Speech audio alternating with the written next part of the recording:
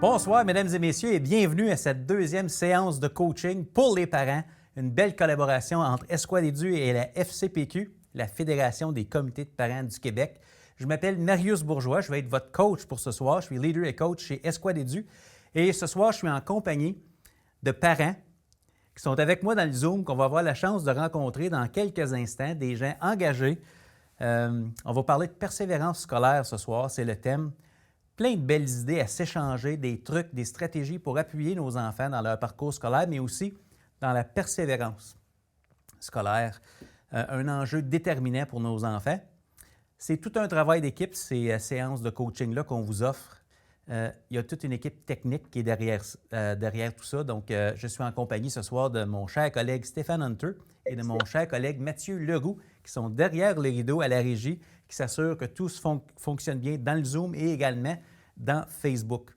Alors, sans plus tarder, allons rencontrer les braves parents qui sont avec nous ce soir, des dames engagées. Je pense qu'on a un panel de dames ce soir. Bonsoir, mesdames. Yes, yes. Donc, je ne sais pas si on peut faire un premier tour de table, simplement nous dire qui vous êtes, d'où vous venez, puis vos enfants. Bien, qui sont-ils, puis ils ont quel âge? Puis pour les gens qui sont dans Facebook, dans les commentaires, dites-nous d'où vous venez, quel âge ont vos enfants, puis de quelle région vous êtes. Puis on part ça. Belle session de coaching ensemble de 19h à 20h30. Le party est poigné dans le Zoom, mesdames et messieurs. Alors, je commencerai peut-être, commençons en haut de mon écran avec Annie Goudreau. Annie, bonsoir. Bonsoir. Comment ça va? Ça va très bien, toi? Oui, ça va super bien. Merci d'être là. Ça me fait plaisir. Donc, toi, tu viens de quelle région, Annie? Moi, je suis de Gatineau, OK. de la commission scolaire des draveurs, centre de service, pardon, des draveurs. Oui. Je suis maman de 2 garçons, 2 adolescents avec des troubles d'apprentissage. OK. Donc, un qui est au régulier, puis un qui est en classe adaptée depuis toujours. OK. Donc, le thème de la persévérance s'applique, n'est-ce pas, particulièrement? Oui, oui. Oui. Oh oui. J'ai hâte de vous entendre nous partager votre vécu. Merci d'être là, Annie. Anne-Marie, de ton côté. Bien, bonsoir tout le monde. Pour ma part, moi, je suis du centre de service scolaire de la Vallée des Tisserands. J'ai 2 belles adolescentes dont je suis très fière. Camille qui a 17 ans et Mégane qui a 16 ans. OK. Mes enfants ont 16 et 17, moi aussi. Ouais. Bien oui. De toute beauté.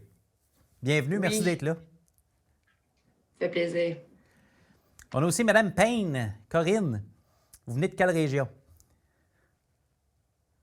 Il faut ouvrir le micro. Bonsoir tout le monde. Alors, moi, je suis dans la région des Laurentides. J'ai 2 enfants, un garçon qui est en secondaire 5, puis une grande fille qui vient de finir son bac. Alors, voilà. Fantastique. Merci d'être avec nous. Mélanie Morin.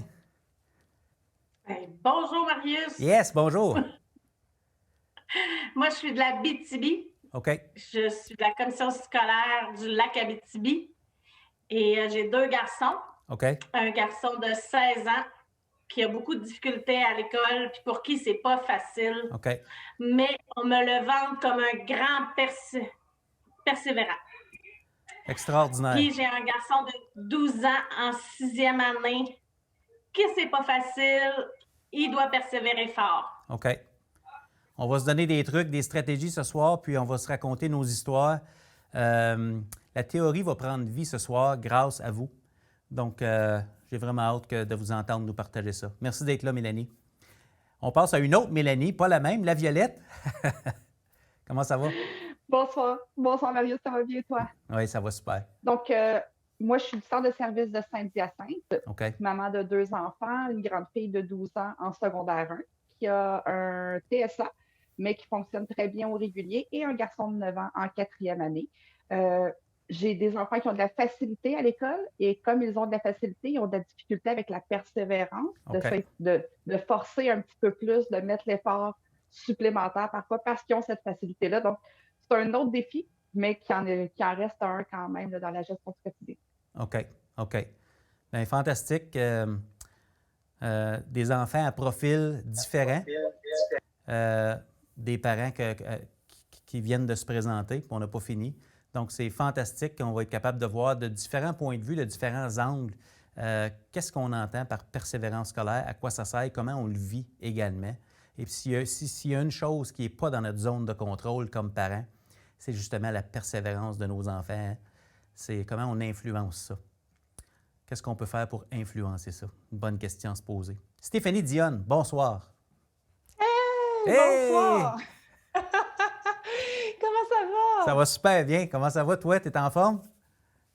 En forme parce qu'à l'école branchée, ce soir, justement pour appuyer les parents dans le contexte justement de la persévérance scolaire, l'école branchée vient de lancer son numéro spécial pour les parents. Donc, quand le bien-être est un levier d'apprentissage et ce même à distance. Donc, c'est disponible gratuitement pour tous les parents en français, en anglais sur écolebranchée.com/famille. Et je suis vraiment ici heureuse de participer en tant que là, maman de mes 3 enfants. Donc, j'en ai 2 au primaire, un en 2e année, mon dernier. Ma fille est en 5e année. Okay. Elle vit des défis face à sa perception de ses capacités à apprendre. Donc, c'est vraiment l'accompagnement que je fais avec elle, c'est travailler sa façon de se percevoir face à sa capacité de réussir. Et mon grand est en secondaire 2 dans un programme soccer. Et ce soir, à la table, on a tous nommé qu'on avait un petit peu le niveau de batterie de la motivation a besoin de recharge, on va dire ça comme ça. OK. On a nommé ça aujourd'hui même, donc je trouve que c'est pas un hasard. Bien, écoute, c'est dans le sujet, puis il y a comme un rythme cardiaque à une année scolaire. Hein? Il y a des hauts et des bas, puis il y a des choses qui sont normales là-dedans, donc c'est important de pouvoir s'en parler, de nommer, comme tu dis, mettre des mots là-dessus, puis de voir comment on peut agir là-dessus ensemble. Donc, merci.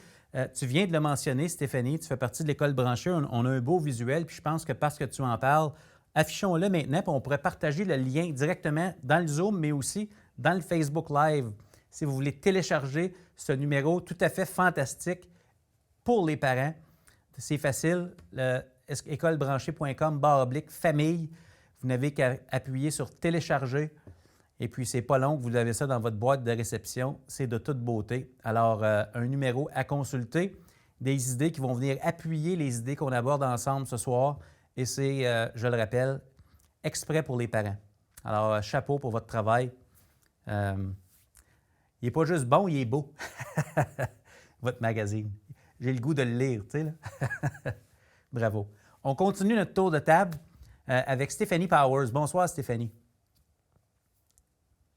Bonsoir, comment ça va? Ça va bien, toi?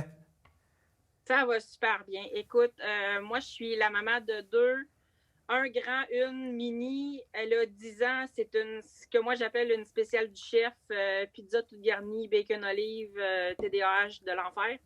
Pour elle, l'école, c'est pas facile, mais elle est ultra persévérante. Mon 14 ans est aussi un spécial du chef. Mais lui, c'est moins rough à l'école un peu. C'est plus facile, puis il est aussi ultra persévérant. Mes enfants ne lâchent pas. OK. Donc, la perception de l'importance de l'école, de nos capacités, le niveau d'engagement peut-être varie au quotidien. Puis, comme parent, n'est-ce pas, Stéphanie, on le voit ça. Puis on se dit, OK, comment je peux agir là-dessus? Donc, j'espère que ce soir, on va peut-être quelques idées qui vont pouvoir être utiles avec tes enfants. Merci d'être là. On passe à Mélanie Morin. Je voyais que tu es peut-être là 2 fois. On va aller à Sutiri-Somme. Bonsoir, Sutiri. Bonsoir, ça va bien? Oui, ça va bien, super bien. Moi, je viens de Gatineau, OK. centre de service des portages OK. d'Outaouais. J'ai 3 garçons, 14 ans, 15 ans au secondaire 3, OK. 14 ans. Mon 14 ans, il fonce, mais il manque de carburant, comme tu as dit. Il manque de carburant. OK. Et puis, il fait partie, malheureusement, des statistiques qui viennent sortir concernant les bulletins. Il ne faut pas dire trop fort parce que là, il va l'entendre. Et puis, mon 3e, il est en 5e année, il y a 10 ans. OK. OK. Donc, c'est pas fini, en plein cœur de leur parcours scolaire. Puis donc, il reste beaucoup de temps. Donc, encore là, les stratégies qu'on va se partager ce soir vont être vraiment utiles, je pense. Ce soir, je pense qu'on va être capable de mettre des mots sur qu'est-ce qui se passe derrière la persévérance scolaire, qu'est-ce qui compte, qu'est-ce qu'on peut faire, mais aussi comment équiper nos enfants pour en être conscient de tout ça. Parce que quand on est conscient, on peut agir. Donc, c'est ça l'idée, hein? Puis c'est l'idée de l'approche de coaching. Pour ceux qui étaient là la dernière fois, que vous êtes de retour, merci, braves gens que vous êtes d'être là, ça, je l'apprécie. Mais l'approche de coaching, ce n'est pas une approche où on vous dit quoi faire. Tu sais, ce n'est pas une formation. Une formation, on dit, garde, ça c'est X, Y, Z, voici comment le faire, allez le faire comme ça. Il y a une place pour les formations. Ce soir, on a opté pour une approche de coaching où on présente des idées. L'idée, c'est de vous aider à prendre conscience de votre réalité et de vos options et de vous amener à faire les meilleurs choix pour vous. Parce que les experts dans votre milieu, dans votre famille, avec vos enfants, c'est qui? Les experts, c'est vous. Vous les avez mis au monde, vous les avez tricotés, comme on dit, hein? Puis, il y a plein de choses que votre intuition vous dit au quotidien, ce qu'il faut ce qui soit fait, parfois, c'est ce qui ne doit pas être fait avec votre enfant. Ce n'est pas juste ce qu'on fait, hein, comme leader, comme parent, c'est qu'est-ce qu'on ne fait pas qui peut aider notre enfant, les décisions qu'on ne prend pas ou les choses qu'on ne fait pas parce qu'on se dit non, ce n'est pas le temps. Donc, il y a tout ça qui entre en ligne de compte. Donc, le coaching, c'est ça, réalité, option, choix. Puis, l'importance dans l'approche de coaching, c'est ce qui se passe après la séance de coaching. Donc, pour les gens qui sont dans le Facebook, qui nous regardent, c'est la même chose pour vous. Vous allez prendre des notes peut-être ce soir, puis si vous n'avez pas déjà déterminé quelle sera votre stratégie de prise de notes, bien, prenez la décision maintenant. C'est-tu un petit post-it à côté? Est-ce que c'est un petit calepin? C'est-tu une feuille lignée? Il n'y a pas de calepin, bien, prenez une feuille blanche dans l'imprimante. Il n'y a pas de mauvaise réponse, mais où est-ce que vous allez prendre des notes? Parce qu'il y aura plein d'idées qui vont vous être partagées ce soir. Les parents qui sont là, vous allez partager votre vécu. Ça va vous donner des idées. Puis, à la fin, vous allez peut-être choisir, OK, qu'est-ce qui s'applique à moi? Qu'est-ce qui a du sens pour mes enfants, pour nos valeurs familiales? Puis, c'est quoi mes meilleures prochaines étapes avec mon enfant? Puis, il y aura peut-être des prochaines étapes aussi avec l'école de votre enfant, parce qu'on ne fait pas ça tout seul. Donc, c'est un peu ça l'approche de coaching. Donc, avant de décoller avec le contenu puis les premières grandes idées, je veux prendre le temps de saluer les gens qu'on n'aura pas la chance d'entendre, qui nous suivent dans le Facebook. Merci de vous présenter. Caroline Laliberté, Michelle-Anne Wesley, Joe Plouffe, Benoît Champagne, Catherine Rochette, Francine Boyer, Val, Corinne qui est là aussi, Stéphanie Baillargeon et autres, Mylène Bussière. Merci d'être là. Merci de laisser vos commentaires. Merci de nous avoir présenté vos beaux enfants puis d'où vous venez. C'est tellement riche. Puis nous, on peut aller revoir ce que vous dites là après la session de coaching en direct de ce soir. Puis les gens peuvent la voir en rediffusion aussi. Donc, ça vaut la peine d'entendre ce que vous avez à dire dans le chat. Ça laisse des traces, puis c'est vraiment apprécié. Donc, c'est un grand travail d'équipe, la séance de ce soir. Puis la première chose que j'aimerais vous présenter, bien, c'est notre toile de fond. Ça va peut-être vous aider à organiser votre prise de notes. Il y en a qui aiment ça savoir, on s'en va où, là, le plan de match. Allons voir derrière moi ce qui va se passer. Donc, les 4 grandes thématiques de la soirée, pour appuyer la persévérance scolaire, on va parler de la coéducation. On va parler d'identité. C'est qui ça, votre enfant? On va parler de l'engagement, parce que si je m'engage, je peux persévérer. C'est difficile de persévérer si je ne suis pas engagé, hein? Il y a comme un préalable à la persévérance scolaire, c'est l'engagement. Puis on va regarder aussi au soutien. Des énoncés qui peuvent nous aider à soutenir notre enfant. Donc, pour chacun des thèmes, je vais vous présenter 4 grandes idées. Je vais vous raconter des histoires. Je vais demander aux parents qui sont dans le Zoom d'intervenir puis de nous partager leur vécu, nous dire ce qu'ils en pensent. Puis c'est un peu ça notre plan de match. Ça, c'est notre toile de fond. Puis, vous aurez deviné que je vais vous présenter des post-it. C'est extraordinaire. J'aime ça, des post-it. J'ai même mis de la couleur là-dedans. Écoutez, c'est de toute beauté. Je pars d'un article que Stéphanie Dionne, qui est avec nous, m'a partagé la semaine dernière. Un article de 2018 qui parle de la coéducation, l'importance de tisser des liens entre l'école et la famille. Puis on va vous partager le lien de cet article-là. Puis, pour parler de coéducation, j'ai cru bon de vous lire textuellement ce que c'est la coéducation, parce que c'est trop beau. Donc, on ajoute au mot « éduquer », on ajoute le préfixe « co », qui veut dire, dans le fond, c'est là où ça prend tout son sens. Ce n'est pas la responsabilité d'une seule personne, mais bien de toute une équipe, éduquer un enfant.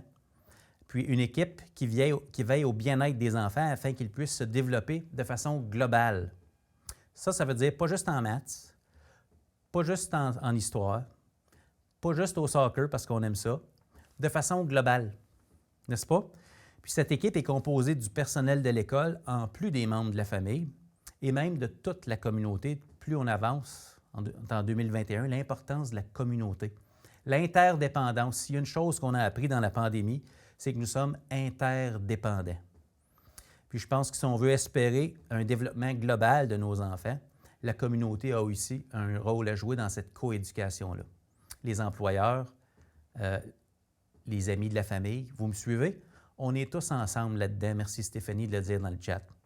Donc ça, c'est notre définition, notre base. Ce que ça veut dire, si on se dit qu'on est en coéducation, ça veut dire que tout le monde est éducateur. Pas parents, enseignants, directeurs, éducatrices, orthopédagogues. Non, on oublie ça. On a des responsabilités différentes, mais le rôle est le même, c'est d'éduquer avec les outils qu'on a, avec les outils qu'on connaît. Puis, à la gang, comme ça, là, ben, on peut globalement appuyer grandement ces jeunes-là, vos enfants, puis les enfants des autres en passant, hein? Les enfants des autres. Puis, il y a 4 choses qui sont vraiment importantes quand on parle de coéducation. 4 éléments essentiels de la coéducation. Puis la première, vous aurez compris, vous le faites comme parent, c'est d'écouter les besoins de votre enfant. Ça vient de la recherche, là. Allez voir dans l'article, c'est pas moi qui invente ça, OK? C'est dans l'article que Stéphanie m'a partagé. Ça vient de la recherche, donc ça veut dire que c'est quand même sérieux, ça se tient. Il y a quelqu'un qui a vérifié la validité de ces choses-là. Écoutez les besoins de l'enfant.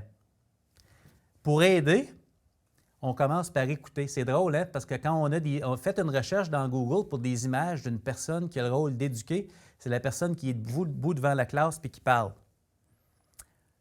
Là, c'est l'inverse. On écoute. Comment je peux savoir le meilleur plan de leçon si je ne connais pas le besoin? Vous me suivez? On écoute. Numéro 1. C'est extraordinaire.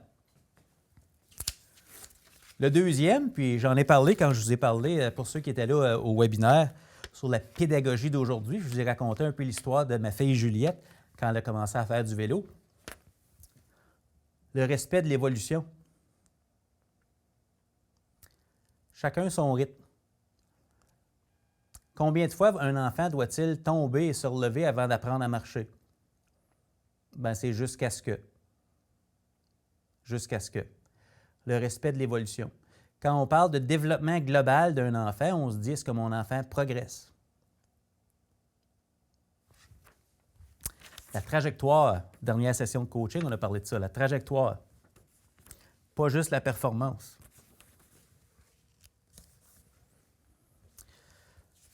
Puis pour que ça se produise, on se dit, puis c'est le cheval de bataille en éducation, on a besoin du temps. On veut que l'apprentissage et le développement soient fixes, mais il faut le faire avant le mois de juin.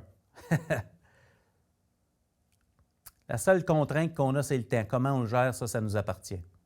Quand on parle d'innover en éducation, là, on est en train de trouver des façons innovantes de gérer le temps qu'on a pour donner un maximum de temps à nos enfants.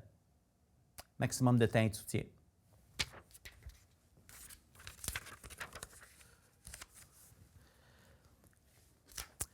Et la dernière chose qui est, quand j'ai lu ça, c'est pas surprenant, mais on ne s'attendrait pas à ça dans une liste de choses essentielles. C'est un peu le regard. Le regard qu'on porte sur la personne qui est là, c'est que votre enfant, là, vous avez coupé le cordon à la naissance. C'est un être à part entière. L'enfant, c'est un individu. C'est une personne qui pense, c'est une personne qui a des idées, c'est une personne qui a des valeurs, qui a des goûts, qui a des intérêts. C'est pour ça qu'on commence par l'écouter. Mais c'est important, c'est le regard qu'on porte. Tantôt, Stéphanie, tu parlais de la perception qu'on a de soi-même. Mais là, c'est peut-être la perception qu'on a de notre enfant. c'est pas quelqu'un qu'on a à arranger ou à corriger, c'est quelqu'un qu'on a à développer, à amener vers l'autonomie. Tu sais. Donc, j'ai trouvé ça tellement beau quand j'ai lu ça. Enfant, qui est un être à part entière. Donc, deux choses vraiment importantes quand on parle de coéducation. Tout le monde est éducateur, et puis votre enfant est un être à part entière. Puis ma première question pour vous, parce que j'aimerais vous laisser réagir à ça, à vous qui êtes dans le Zoom et les gens qui nous suivent dans Facebook aussi, ma première question pour vous, c'est la suivante, on va l'afficher à l'écran, en plein écran. En tant qu'éducateur, parce qu'on a convenu qu'on était tous éducateurs, comment pouvons-nous travailler en équipe avec l'école et la communauté? Puis c'est sûr que ce qui est implicite dans la phrase, c'est pour aider vos enfants à être persévérants. Là. On s'entend que c'est ça le but de la question. En toile de fond, c'est le thème de notre soirée. Comment pouvons-nous travailler en équipe avec l'école et la communauté? Je vous laisse réagir. Qu'est-ce qui vous fait réagir dans ce modèle-là? Puis répondre à la question, comment on peut travailler en équipe? Je vous laisse intervenir. Premier rendu, premier servi. Puis les gens dans Facebook, bien, écrivez vos commentaires dans le chat, puis on ira voir ce que vous aviez à dire par rapport à ça. Qui voudrait commencer? Annie, on t'écoute. Oui. Ben moi, c'est pas compliqué. Travailler en équipe, ben il faut se parler, comme tu as dit tout à l'heure. Il faut s'écouter. Il n'y a pas 12 000 façons de faire, là. Personnellement, c'est un principe que j'applique depuis toujours, puis ça a toujours super bien fonctionné. Donc, je ne sais pas qu'est-ce qu'on peut sortir d'autre comme idée, mais la communication, c'est la clé. Peux-tu me dire, Annie, peut-être un exemple concret, un exemple, là, qu'est-ce que je fais lundi matin? Annie Goudreau, elle, comment tu t'y prends, toi, pour communiquer, mettons, avec l'école, pour travailler en équipe? C'est quoi un exemple concret? C'est-tu un courriel? Y a-t-il une personne contact spécifique que vous savez que vous vous parlez? Comment on crée ces voies de communication-là? Ben, en fait, ça dépend de quoi on veut parler, mais je dirais que la personne à l'école qui est la première personne à qui on devrait parler, c'est à l'enseignant de notre enfant. Parce que c'est l'enseignant qui est en contact avec notre enfant tout le temps. Au secondaire, ben, ils ont plusieurs enseignants un peu n'importe quand, mais c'est toujours l'enseignant de la matière de laquelle on veut parler qui devrait être la première personne à qui on s'adresse. Souvent, il y a des gens qui vont sauter tout de suite. J'ai un problème dans la classe, je vais me plaindre au centre de service ou je vais me plaindre à la direction. Sauter des étapes comme ça, ce que ça crée, c'est des impressions de conflit souvent. Puis ça bloque les canaux de communication. Ben, je suis content du choix de mots. Parce qu'il y a certaines personnes, comme tu dis, qui pensent que c'est une plainte. Alors que ce que tu nous dis, c'est que c'est un désir de communiquer. Parce que des fois, il y a des choses qu'on voit à la maison que l'enseignant ne verrait pas en salle de classe. Tu sais, on n'a pas le même portrait de l'enfant. L'enfant à la maison, ce n'est pas la même chose que l'enfant à l'école. C'est curieux, hein? J'ai été directeur adjoint dans une école où j'avais mes enfants. Puis mon enfant à l'école, mon enfant à la maison, c'est deux choses. Je le voyais, là. Donc, on n'a pas le même portrait, c'est important de se parler. Puis, je comprends pourquoi certains pensent que c'est peut-être une plainte, mais on n'appelle pas pour communiquer notre désarroi, on appelle pour dire « Hey, j'ai vu des choses, on voit-tu la même chose? Qu'est-ce qu'on fait? » Oui. Exactement ça. Donc, parler à la première personne qui est la plus près, dans le fond, de son enfant, c'est votre conseil, qui est, dans le fond, si c'est en classe, la situation ou ce que je relève ou ce sur quoi je me questionne, bien, je parle à l'enseignant ou à l'enseignante. Il faut parler aux bonnes personnes. Ouais. C'est simple comme ça, mais t'es curieux, c'est pas toujours de même que ça se passe. Non, en effet. Merci beaucoup, Annie. Ça fait plaisir. Sue Thierry, tu voulais intervenir, puis ensuite de ça, Mélanie Morin.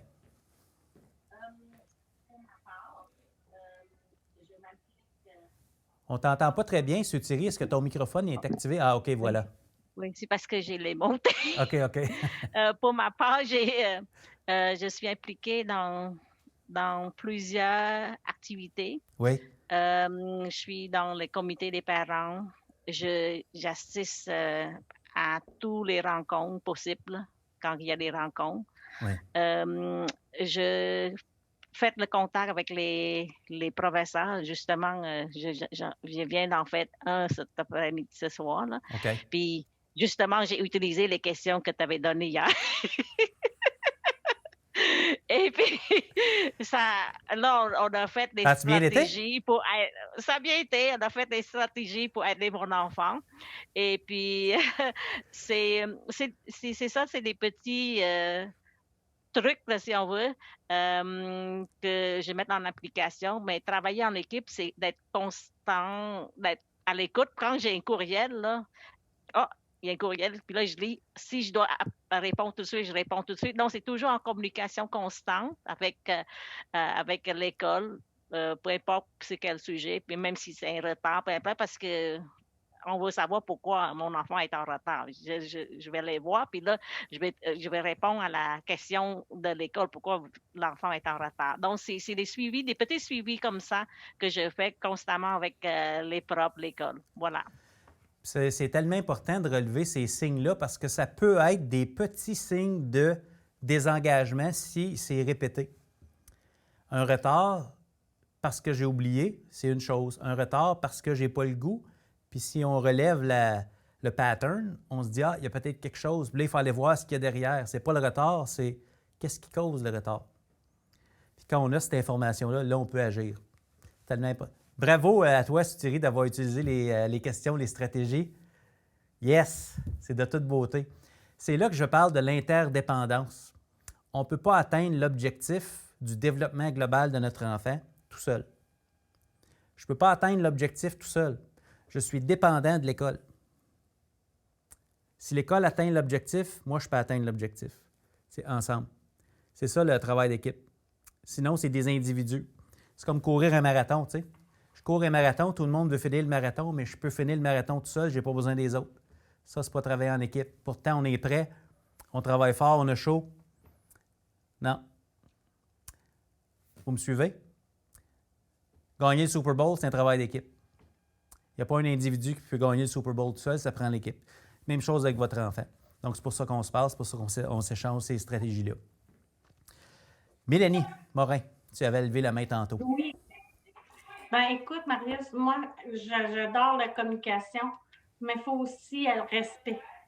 Un respect de l'enfant, un respect du parent, le respect des rôles de chacun, de l'enseignant. Fait que ça, là, c'est essentiel. Oui, respectueux. Peut-être que d'autres mots qui veulent dire la même chose, c'est peut-être qu'on veut présupposer des bonnes intentions de la part de tous les éducateurs. On présuppose que les gens qui gravitent autour de mon enfant ont des bonnes intentions et on présuppose que l'enfant a des bonnes intentions, même s'il arrive en retard. Quand on part de ça, les stratégies qu'on va utiliser vont être très différentes que si on suppose l'inverse. Mon approche va être très différente si je suppose que la personne n'avait pas des bonnes intentions, que ce soit l'école ou mon enfant. Vous me suivez? C'est tellement important, ça, de partir de là. Partir de là. Oui. Est-ce qu'il y avait quelqu'un d'autre qui voulait réagir, soit au modèle, ou soit répondre à la question comment on travaille ensemble? Corinne, on t'écoute. Oui, mais je pense que la communication, c'est la clé, mais il faut aussi chacun laisser, je ne sais pas si c'est la bonne façon de dire, laisser notre ego à la porte. Oui. Parce que je sais que pour avoir parlé avec tellement d'enseignants dans les dernières presque 20 ans que j'ai des enfants dans le système, des enseignants, des fois, ont peur de parler aux parents, puis les parents ont peur de parler aux enseignantes. Alors, il faut qu'on mette nos peurs à côté, puis parler pour le bien-être de l'enfant. Puis bien souvent, ça va aider énormément juste en disant, écoute, je ne veux pas vous dire quoi faire dans votre classe, là, mais je veux qu'on peut trouver c'est quoi la meilleure chose pour mon enfant. Puis toutes les bonnes questions que vous avez données hier soir, bien sûr. C'est des questions avec des bonnes intentions, avec un ton de voix souriant. S'il y avait des emojis là, à la fin de mes questions, ce serait des gros bonhommes sourires puis des cœurs, là, tu sais, là. C'est pas des questions qui sont agressantes, c'est pas des questions pour prendre l'autre au piège, c'est pas ça l'intention, c'est certain. Puis c'est comme dans tout, c'est bon de parler quand ça va bien, pas juste quand ça va mal. Alors, quand l'enseignante fait un bon coup, remercie-la, puis avoir te remercier quand tu fais un bon coup, puis vice-versa. Si tu parles quand ça va mal, mais ça va toujours aller mal, je pense. Oui, absolument, parce qu'on parle toujours des choses qui ne vont pas bien. Puis lundi prochain, on va parler des conversations courageuses. Manquez pas ça. Anne-Marie, est-ce que tu avais... Oui? Oui, écoutez, moi, je vois, là, écouter les besoins, le respect de l'évolution, tant important, enfant avec la part entière. Je pense que la communication avec son propre enfant aussi peut être bien même important, tu sais, de s'impliquer dans l'entourage de son enfant, de voir avec qui se tient, de voir son quotidien aux journées aussi. Je pense que c'est un bon indicateur de voir l'évolution de son enfant puis d'être à l'écoute de ses besoins. Ouais. Le plus bel exemple que je peux donner, moi, j'ai ma fille, je ne l'ai pas dit tantôt, là, mais ma plus jeune a TDAH, puis elle est en sport excellence. Elle n'est pas au régulier, puis elle a des notes d'un enfant de première de classe. Là. OK. Mais on parle d'un enfant TDAH. Si on n'aurait pas été à l'écoute de ses besoins au régulier, peut-être qu'elle ne passerait pas. OK. Fait que... Extraordinaire. Accueillir ce qui est là, hein? Oui. Oui, accueillir ce qui est là. Merci beaucoup. J'enchaîne, vous allez avoir la chance d'intervenir à nouveau. Je vous rappelle que dès que vous avez quelque chose, faites-moi signe. Il y a le chat, il y a des belles choses qui sont là. Je vois que le Facebook est plein des grands commentaires. On va y revenir. Merci de prendre le temps de laisser ces commentaires-là. C'est extrêmement riche. L'importance de la coéducation, avoir la bonne posture, Michel. Val, il ne faut pas oublier d'impliquer l'enfant dans son apprentissage. Tellement des beaux conseils. Facebook, j'ai hâte d'aller lire ça à tête reposée par après également. J'enchaîne avec le prochain modèle. Puis, avant d'aller vous parler d'identité, je vous fais une confidence. Moi, j'avais le comportement.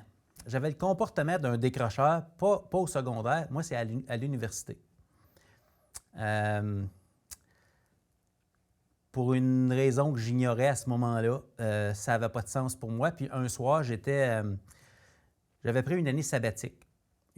Une année sabbatique, comme étudiant, tu prends ça quand tu ne sais pas trop ce que tu vas faire. Tu sais. Puis je n'étais pas très heureux de faire ça, mais j'ai eu comme besoin de faire ça. J'étais gérant pour un pizza dans le coin ici. Donc, je faisais des livraisons, je faisais des pizzas, Un soir, je reçois un appel de mes anciens profs au secondaire et ils organisaient une partie de hockey contre les élèves puis ils voulaient du renfort. Ils m'ont dit « Big, Marius m'appelle Big, veux-tu venir nous aider? » tu sais? Je dis « Ben oui, je vais y aller. » J'ai à peu près 23-24 ans. Fait que je suis en train d'attacher mes patins dans la chambre de hockey ce soir-là, puis un de mes anciens profs me donne un petit coup sur l'épaule. Puis, Big, qu'est-ce que tu fais de bon? Il ne savait pas, mais sa question allait tout faire basculer. Puis, dans le fond, c'est ce qui m'amène ce soir devant vous. Là. Je me suis rendu compte que je n'étais pas fier de la réponse que j'allais lui dire parce que je ne savais pas ce que je faisais. Je ne savais pas ce que j'étais en train de faire. Je ne savais pas pourquoi j'étais en congé pour 1 an. Je savais pas.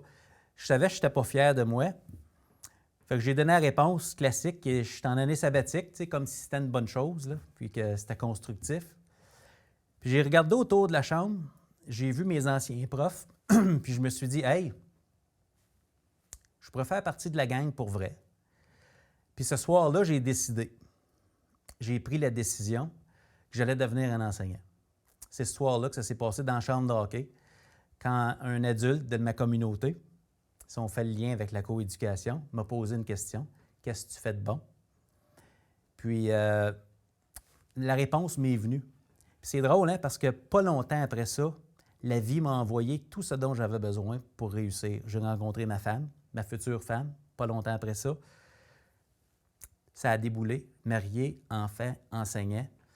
Tout ça est venu d'une décision, un moment de clarté. Puis, je vais vous parler d'identité. Parce que c'est difficile de persévérer quand on ne sait pas où ça va nous mener. Quand on ne voit pas le target, là, c'est difficile de persévérer. Puis je vais vous parler d'identité parce que c'est tellement important de parler d'identité. C'est qui votre enfant? L'être à part entière. Lui, il se voit où? Elle se voit où? Puis, est-ce qu'il y a des images positives au bout de ça, ces réflexions-là? OK? Je vous présente une courte vidéo avant de vous présenter les post-it qui illustrent l'importance de le savoir. C'est une vidéo qui est en anglais. Je vais faire la traduction ou l'interprétation très rapide. Dans le fond, il y a un animateur qui est comique qui demande à un des participants « Veux-tu nous chanter Amazing Grace? » Il chante Amazing Grace. Après ça, il lui dit « Fais comme si tu venais de sortir de prison, puis tu t'es fait maganer quand tu étais jeune. Chante-nous cette version-là d'Amazing Grace, juste pour voir si ça existe. » Puis, je vais vous dire ce qu'il lui dit à la fin, au retour de la vidéo. Regardez ça si c'est beau. So you're a musical director. Cool. Yes, sir. All right, so let me get a couple bars of like Amazing Grace. Can you do the first part of that? Go ahead. Amazing grace, how sweet the sound that saved a wretch like me. Wow. That bro could sing. You know what I'm saying? All right. Now, what you give me the version is if your uncle just got out of jail, you got shot in the back when you was a kid. I'm just saying, let me see the hood version real quick, if you know which version I'm talking about. Just see if that exists. Let me see what you got. Amazing grace, how sweet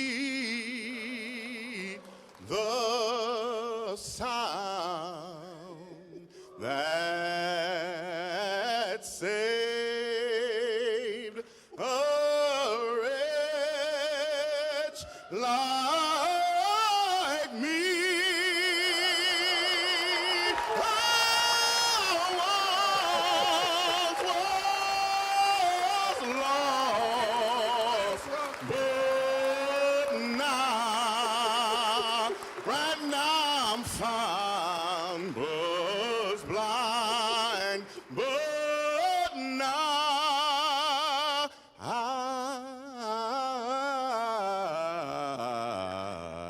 I see. Let's go. Now.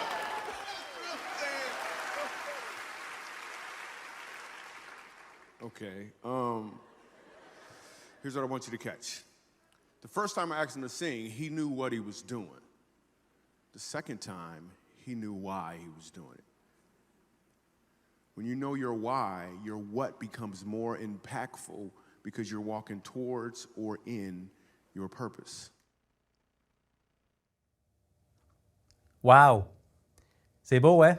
C'est extraordinaire. J'ai des frissons jusque dans le dos. Y a-t-il quelqu'un qui veut chanter? L'importance de savoir son pourquoi. Pourquoi qu'on fait ça le matin, madame? Pourquoi faut qu'on fait ça, maman, en fin de semaine? Donner un sens.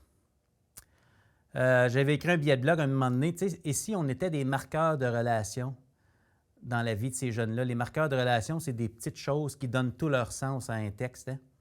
Mais des petites conversations pas longues qui donnent tout leur sens aux actions qu'on fait dans notre quotidien. C'est facile de perdre le sens, de perdre le pourquoi. Puis quand on le sait pourquoi on fait quelque chose, le cœur est là.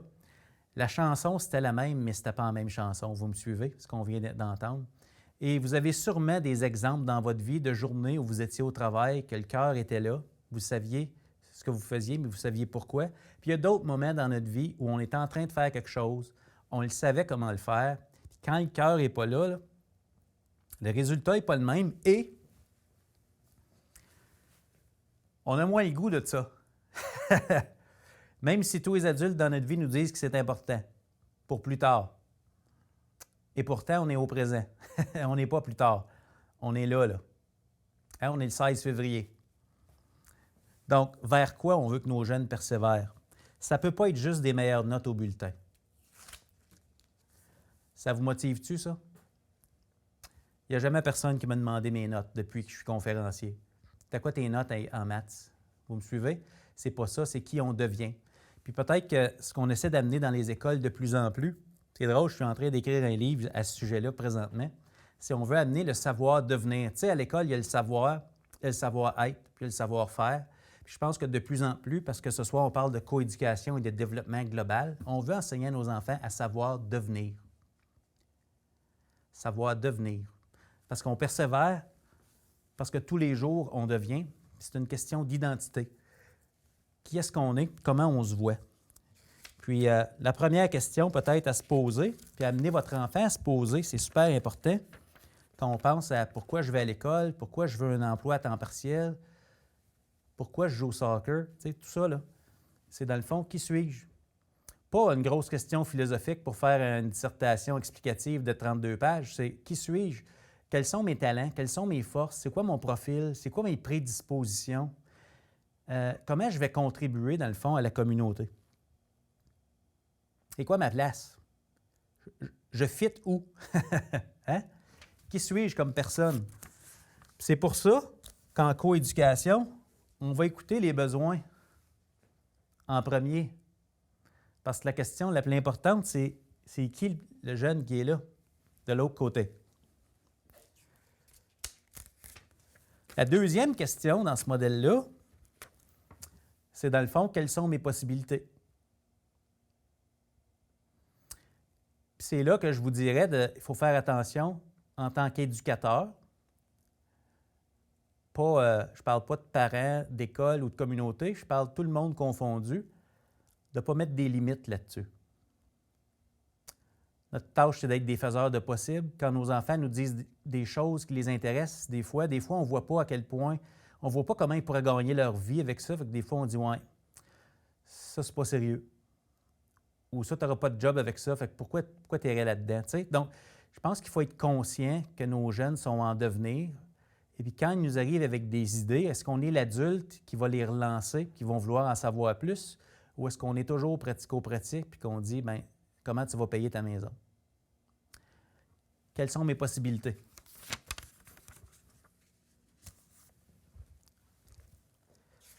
Puis en fonction de ça, savoir devenir, à un moment donné, on pose la question. Je me souviens encore, j'étais en train de faire l'épicerie. Mon garçon Xavier, qui a 17 ans, il était dans le carrosse, je pense qu'il a dû avoir 2 ans. Je rencontre un ancien prof d'université, il me demande « Puis Marius, qu'est-ce qu'il veut faire ton gars? » Il y a 2 ans. Il y avait un camion de pompier, ses genoux. J'ai dit « Pas moi, il va faire un pompier. » Il dit « Ah, il est encore jeune, il a encore le temps de changer d'idée. » Dans sa tête, il fallait que tous les jeunes aillent à l'université, sinon, tu avais manqué ton coup, tu sais. Qu'est-ce que je veux devenir?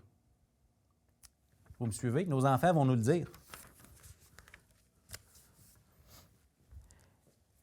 Une fois qu'on décide ça, même si on le sait que nos jeunes vont changer d'idée,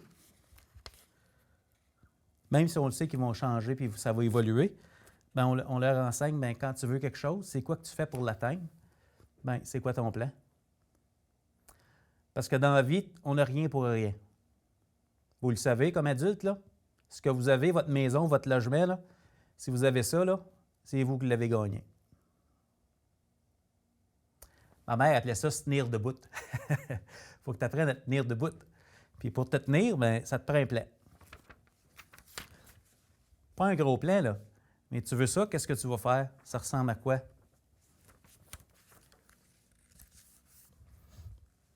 Tellement important. Tellement important. Des fois, j'entends, parce que j'étais dans les écoles beaucoup, puis encore peut-être moins parce que je n'appartiens pas à une communauté scolaire. Tu sais, je me promène, puis je suis plus dans des contextes de développement professionnel. Souvent, les élèves ne sont pas là, donc je les vois moins. Mais souvent, j'entends des gens dire, bien, les jeunes d'aujourd'hui ont moins d'ambition que dans notre temps. Tu sais, on se compare les générations, tu sais, là. Surtout comme aujourd'hui, journée des tempéries, dans notre temps, on serait allé à l'école, puis hein, on entend toutes sortes de choses. Moi, je me dis, c'est difficile d'avoir de l'ambition quand on n'a pas d'espoir. J'ai préparé une petite diapo pour ça, noir et blanc. Regardez ça si c'est beau. C'est difficile d'avoir de l'ambition si on n'a pas d'abord l'espoir. Si je ne pense pas que ça peut être mieux, là, c'est difficile d'avoir de l'ambition si je ne pense pas que ça peut être mieux. Je n'ai pas le goût de persévérer si je ne pense pas que ça peut être mieux. Donc, comment on peut amener nos enfants à se voir eux-mêmes pour qui ils sont, à voir les possibilités qui s'offrent à eux, leur demander « Hey, puis parmi tout ça qui est possible, toi, tu te vois où? OK, on l'essaye-tu? On essaye celui-là. Premier plan, on avance. Savoir devenir, tranquillement, tranquillement, tranquillement. Je vous ai présenté ce visuel-là, je pense, dans un des webinaires, le succès. Dans une école qui vise le savoir devenir, amener nos jeunes à trouver leur voie, atteindre leur potentiel, contribuer au monde. Dans le fond, ça reprend les 4 questions que je viens de vous présenter là. Qui suis-je? Quelles sont mes possibilités? Qu'est-ce que je veux devenir? C'est quoi mon plan? C'est certain qu'on se sent bien quand on sent qu'on contribue. Stéphanie, ton gars qui joue au soccer, il est heureux quand il contribue à l'équipe. Il sent que parce qu'il était là, l'équipe va mieux. On veut contribuer, on veut sentir qu'on est bon. On veut sentir qu'on est bon. Donc, ma question pour vous, pour l'aspect identité, est la suivante. Comment pouvons-nous aider nos enfants à trouver leur voie en tant qu'éducateurs? Comment on fait pour les aider?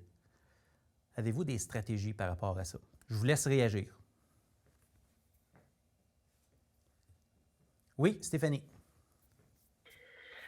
Pour ma part, ce que je fais le plus, c'est que je les laisse aller par essai et erreur. Je les laisse essayer plein de choses, découvrir des passions, découvrir ce qui les fait triper. Je les laisse un petit peu se péter la face aussi. Puis je suis là pour les aider à ramasser les pots cassés. Ouais. Mais par exemple, un exemple concret chez moi, c'est que ma fille tripe sur les chevaux depuis qu'elle est grande comme ça, à peu près. OK. Et puis, depuis qu'elle avait, mettons, 6 ans, elle me gossait pour avoir des leçons. Fait que je lui ai dit, quand tu vas réussir à, mettons, écouter certaines consignes de façon plus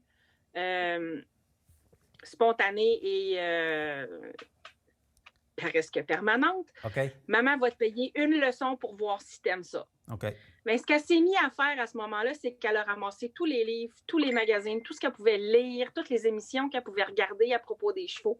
Elle s'est découvert une vraie passion.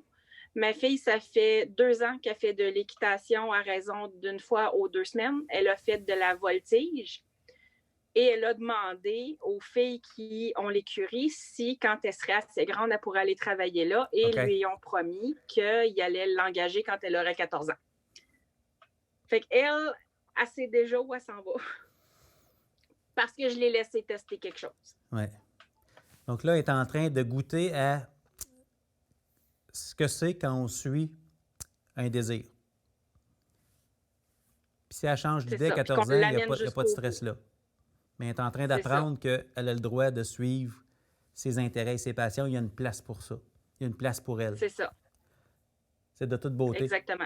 Merci Stéphanie de nous partager ça. Bienvenue. Quelqu'un d'autre? Comment on peut aider nos enfants à trouver leur voie? Il n'y a pas de recette miracle ici. Là. On se partage des stratégies entre éducateurs.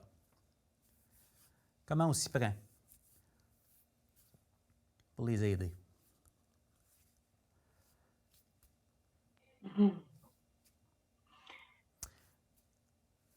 Joe dans Facebook nous parle de trouver son verbe. Michelle-Anne Wesley leur proposant plein de choses. Christiane Roy, j'ai une fillette de 11 ans, bientôt 12.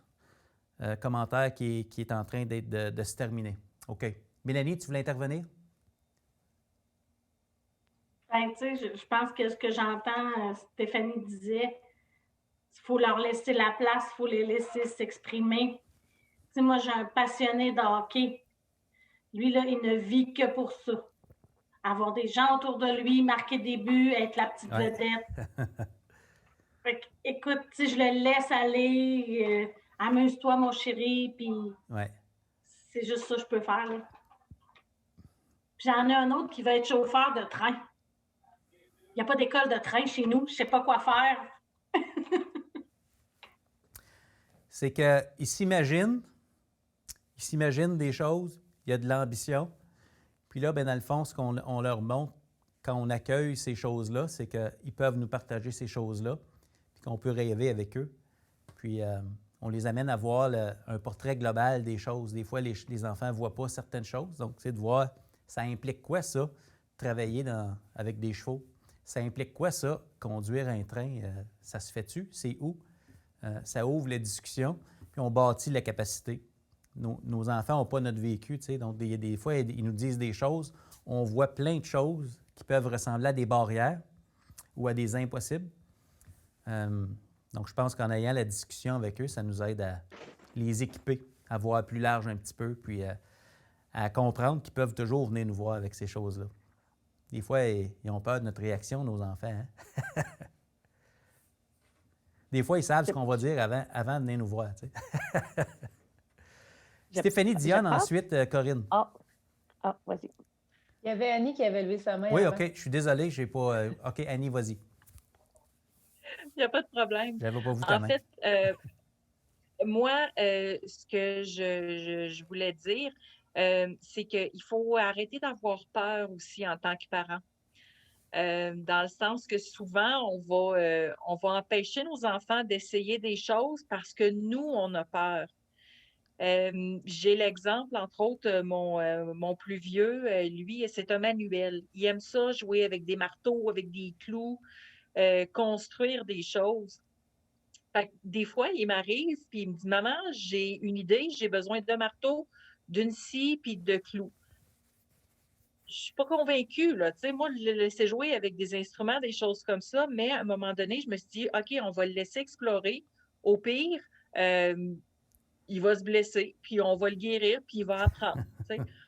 Fait que moi, quand il me sort des choses comme ça, puis je dis, OK, c'est bon, on s'en va chez Rona, on achète du bois, on achète des clous, puis il sort, il apprend tellement des belles choses, il se découvre des passions. Donc, il faut arrêter de transmettre nos peurs à nos enfants. Wow, parce que ça, c'est gros. eux autres, ils vont découvrir des choses. Oui, c'est gros, mais Ouais. c'est comme ça. Ça demande ce que tu dis là, Annie, ça demande un niveau de conscience quand même, hein? De comprendre qu'on est dans notre rôle d'éducateur, même si on est en train de faire le ménage de la cuisine, puis que tout d'un coup, notre enfant nous arrive avec une idée, de redevenir conscient dans ce moment-là que, OK, c'est un enfant en développement, puis là, il vient d'avoir une idée, là, comment je réagis à ça. Je ne veux pas lui transmettre mes peurs. Ça demande d'être quand même conscient, puis il ne faut pas être trop sévère à notre égard. Tu sais, on échappe tous comme parents, là, mais... Oui. Ouais, Oui. ouais. Merci pour ça. Je pense qu'il y avait Stéphanie, Corinne, puis Sutiri, dans cet ordre-là. Et moi, la première chose, ou une des premières choses que j'ai notées quand tu as parlé de l'identité, c'est à quel point c'est important de nourrir l'estime d'eux autres et de leur refléter une image la plus positive possible. Ouais. Et j'aime vraiment beaucoup arroser les fleurs, tu sais. Leur permettre, au travers de ce qu'ils ont fait, d'entendre des mots pour décrire, dans le fond, comment, qu'est-ce qu'ils ont mis comme qualité ou comme ressource d'eux-mêmes au travers du projet qu'ils ont réalisé. Puis j'aime beaucoup travailler avec eux l'équilibre, c'est-à-dire ils sont capables de nommer des choses dans lesquelles ils sont bons, de quoi ils sont fiers. Ouais. Puis ils se comparent. Puis quand ils se comparent, je leur dis, puis toi, qu'est-ce que tu aimerais développer par rapport à ce que tu vois chez les autres? Parce qu'on peut tous s'inspirer les uns des autres de quelque chose. Puis à un certain moment donné, arriver à développer... Si on parle de plein potentiel, c'est pas parce qu'on va avoir besoin de tout utiliser tout le temps, mais de continuer d'évoluer constamment au travers de toutes sortes d'expériences comme les autres mères l'ont partagé. Ouais. Je pense que je garde ça beaucoup essentiel, ouvrir la discussion, les entendre, arroser, puis demander puis qu'est-ce que tu aurais le goût d'essayer, avec lequel tu n'es pas à l'aise parce qu'on continue d'évoluer constamment. En tout cas, moi, je continue d'apprendre constamment tous les jours. Je suis pas parfaite, hein? Non, mais... mais j'aime apprendre. Oui, mais c'est ça. J'aime ce que tu amènes, la dimension de vivre des expériences. En autre mot, on ne vit pas des pour toujours. C'est pas pour toute la vie quand notre enfant nous arrive avec quelque chose, c'est qu'il veut goûter à quelque chose. Bon, goûtons-y, puis essayons de voir. Puis je pense, Mélanie Laviolette, tu disais ça dans la dernière session de coaching, tu as cette approche-là, permettre à tes enfants de goûter. Ensuite de ça, on prend du recul. Puis, qu'est-ce que tu en penses? Qu'est-ce que tu ferais autrement? Tu sais, donc, c'est un peu ça, avoir l'approche d'expérimenter parce qu'on ne peut pas savoir du premier coup ce qu'on veut faire dans la vie. Non, exact. Ouais. Il y avait Corinne, ensuite Sutiri. Oui, je pense, un petit peu comme Stephanie Powers a dit tantôt, il faut ramasser des pots cassés, mais pas nécessairement des pots cassés. Des fois, les nouvelles expériences, ils ne sont pas en réussite la première fois. Ouais. Alors, les encourager, parce que surtout si tu vois une capacité, ils sont capables, il faut tomber 7 fois, mais c'est la 8e fois que peut-être ça va fonctionner. Ouais. Alors, de continuer de les encourager aussi pour ne pas lâcher, parce que ça ne va pas peut-être réussir la première fois, ou on ne peut pas être bon en tout non plus. Hein. Il Ouais. faut réaliser qu'on a essayé, puis peut-être on doit passer à d'autres choses parce que je suis mieux, au lieu de jouer au hockey, d'être coach de hockey ou aider les autres avec le hockey. Alors, c'est de trouver la façon qu'on peut utiliser le meilleur de nos enfants ou le Ouais. meilleur de nous. Puis c'est pas nécessairement des échecs, tu sais, c'est des expériences nous permettent de découvrir qui on n'est pas aussi.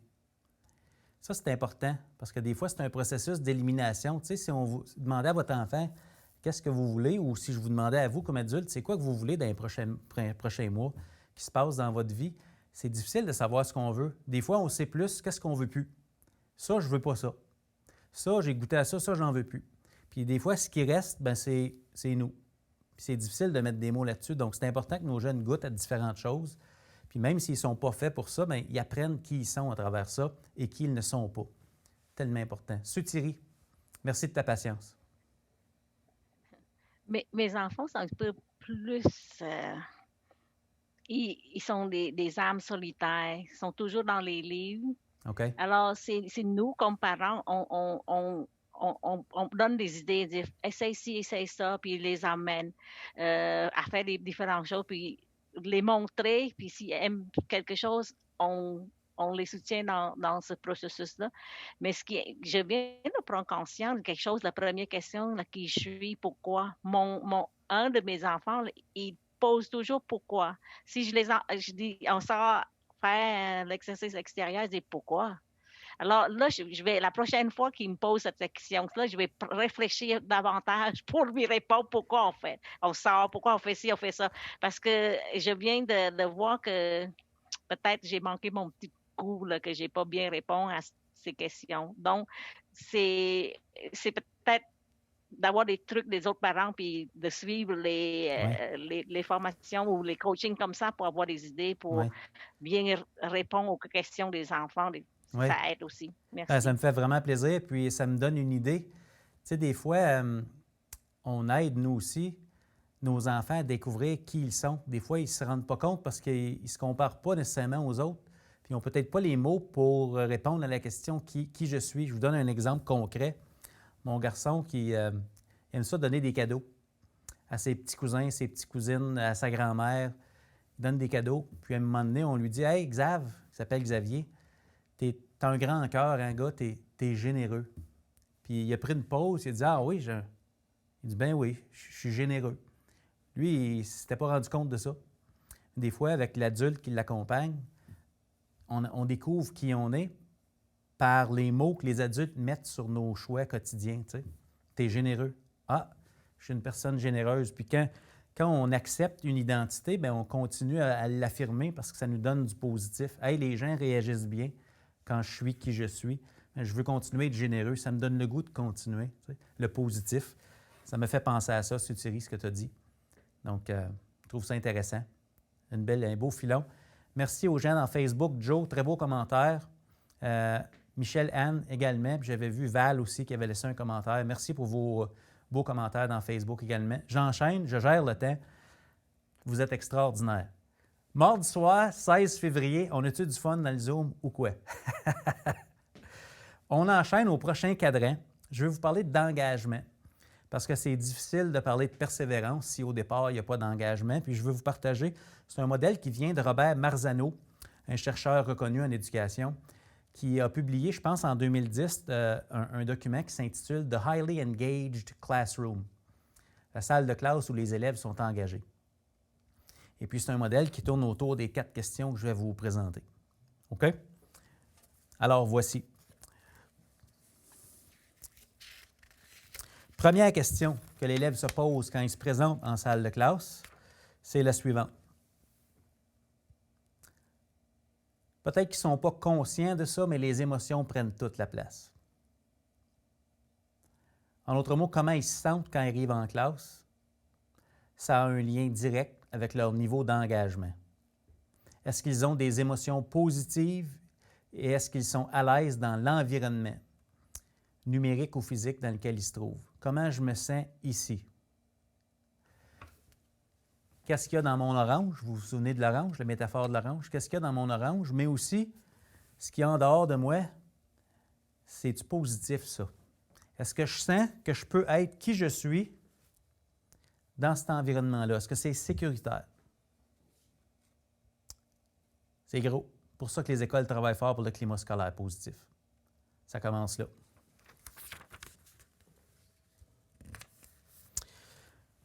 Deuxième question. Suis-je intéressé? Est-ce que ça m'intéresse, ce dont on parle? Moi, j'aime les chevaux, Stéphanie. Fait que le prof parle des chevaux, tu peux être certain que je suis intéressé. Là, aujourd'hui, si les profs parlent de Fortnite, les jeunes vont être intéressés, c'est sûr. Mais on s'entend que Fortnite n'est pas au programme. Donc, on peut inclure ça dans la discussion, mais ce n'est pas ça le programme, là. Hein, vous me suivez? Est-ce que je suis intéressé? Motivation intrinsèque. Le désir vient de l'intérieur. Je suis intéressé par l'apprentissage, mais aussi la motivation extrinsèque. Le sujet qu'on me propose m'intéresse aussi. Il y a comme deux angles à ça. J'aime apprendre, comme Stéphanie disait. Puis en plus, ce que tu as mis au tableau ou dans le plan de travail, ou peu importe où ça se trouve, ça m'intéresse ça aussi. Je suis curieux. Je suis un apprenant.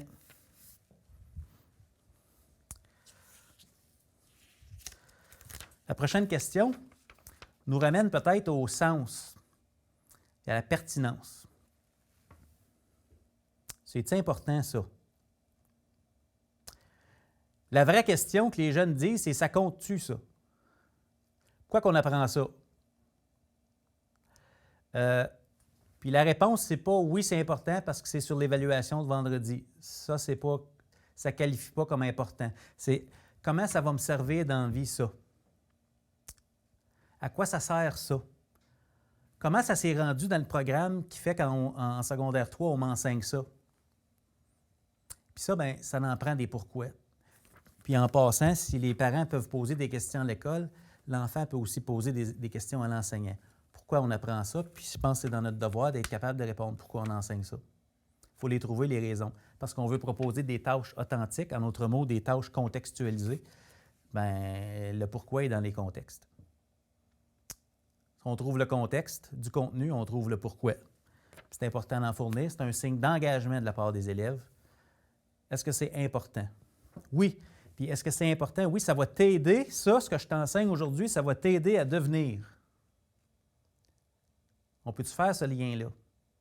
Ça va t'aider à devenir. Parce que je suis un éducateur, je travaille en équipe avec la communauté puis ta famille. Vous me suivez? C'est ça notre job. Puis le dernier, bien, ça fait appel au sentiment d'efficacité. Puis avant, j'aimerais ça peut-être vous parler des gâteaux en boîte. Il faut que je vous montre ça. Vous vous souvenez des gâteaux Betty Crocker? Comme ça? Ça a été inventé dans les années 30. Puis j'avais lu quelque part à ce sujet-là, puis je voulais vous en parler parce que c'est une question de pertinence. Puis, est-ce que la tâche qu'on me demande de faire vaut mon temps et mon énergie? Des fois, on veut tellement que les jeunes réussissent qu'on ne veut pas que ce soit trop compliqué. Mais si ce n'est pas assez compliqué, s'il est vu comme une perte de temps, bien là, il n'y a rien là à faire ça. Tu sais, si je vous demande de faire quelque chose qui, à vos yeux, c'est comme, bien là, vraiment, je suis capable de faire plus que ça. Vous me suivez? Puis des fois, bien, c'est trop. Bien, il faut trouver le juste milieu. Puis Betty Crocker ont vécu ça parce qu'au début, là, les gâteaux en boîte, vous irez lire là-dessus, tu avais juste besoin de mettre de l'eau là-dedans. Tout était en poudre. Tu mettais de l'eau, tu avais ton gâteau, mais ils se sont rendus compte qu'ils n'en vendaient pas beaucoup parce que, à l'époque, les valeurs familiales, c'était que c'était la femme qui faisait le gâteau. Les femmes trouvaient que c'était pas assez leur gâteau. Ils n'avaient pas mis assez d'énergie dans la boîte, que c'était pas comme le gâteau. Fait que ce qu'ils ont fait, c'est qu'ils ont ajusté la recette. Puis là, il faut mettre des œufs dedans. Puis sur la boîte, l'image que je vous ai montrée, il y a des œufs, il faut que tu mettes des œufs. Puis là, bien, j'ai cassé des œufs, j'ai mélangé, j'ai travaillé fort. Là, c'est mon gâteau, ça compte. Tu sais, fait qu'ils en ont vendu plus à partir de ce moment-là, mais c'est juste pour dire qu'il faut mettre du cœur au travail pour qu'on trouve la pertinence de s'engager dans une tâche. C'est pas juste c'est important, mais le niveau de difficulté puis ce que ça me demande, il faut quand même que ça me demande de mettre du cœur un peu là-dedans. Là. Vous me suivez? C'est pas juste de dire pourquoi. Il faut que ce soit un challenge. Là, puis sinon, c'est comme ça vaut pas la peine. C'est pas mon gâteau, tu sais. Mais il ne faut pas que ce soit trop difficile puis qui nous amène à la dernière question. C'est suis-je capable de le faire? J'ai le goût, je suis là, c'est important. Wow! Je suis capable de faire ça? Est-ce que je sens que j'ai les outils? Suis-je capable de le faire? Mon sentiment d'efficacité personnelle. C'est trop difficile? C'est-tu à ma portée? Tellement important. L'engagement. L'engagement de l'élève. L'engagement. Parce que apprendre, ça rend heureux. J'ai préparé une belle diapo pour vous. En gros, le but de l'engagement, là, c'est pas juste d'obéir puis pas être dans le trouble. Vous me suivez? C'est l'apprentissage, puis ça rend heureux. Parce que quand on apprend, on est en mouvement. Quand on apprend, on devient. C'est facile de persévérer quand tu as le momentum. Hein? Quand tu as le vent dans les voiles, là, la persévérance vient tout seul. Apprendre, ça rend heureux. Est-ce qu'on peut faire le lien avec nos enfants entre leur effort et leur devenir, leur momentum? Ça donne le goût de persévérer quand on comprend la recette du momentum puis du devenir. OK, je fournis de l'effort, j'ai des stratégies, j'ai le cœur là, OK. OK, c'est ça que je suis, moi. Je suis bon là-dedans. C'est ça mes talents, moi. C'est extraordinaire ce qui peut se produire. Le challenge, c'est de les trouver, les talents, avec nos enfants, dans les cours qu'ils ont à l'horaire. Comment on fait? On travaille fort les écoles en différenciation pédagogique pour offrir différentes portes d'entrée pour les trouver, ces intérêts-là, parce qu'on le sait que quand l'intérêt est là, quand le talent est mis en valeur, la persévérance est beaucoup plus facile. Oui.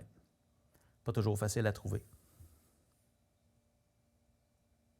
OK. Je vous pose ma question. Pour ce bloc-là, je gère le temps. Quelles sont vos stratégies pour susciter l'engagement de votre enfant? Quand vous regardez le modèle que je viens de vous présenter en 4 questions, quelles sont vos stratégies pour que votre enfant s'engage? Puis peut-être que je pourrais élargir la définition de l'engagement. Dans le fond, c'est votre enfant trouve que l'école, de façon générale, l'aspect social, c'est important. Les résultats scolaires, c'est important. Puis les travaux au quotidien, c'est important. L'engagement, c'est ça, là. Comment vous voyez ça?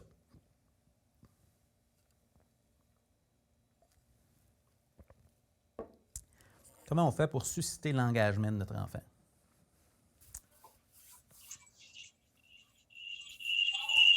Oui, Mélanie?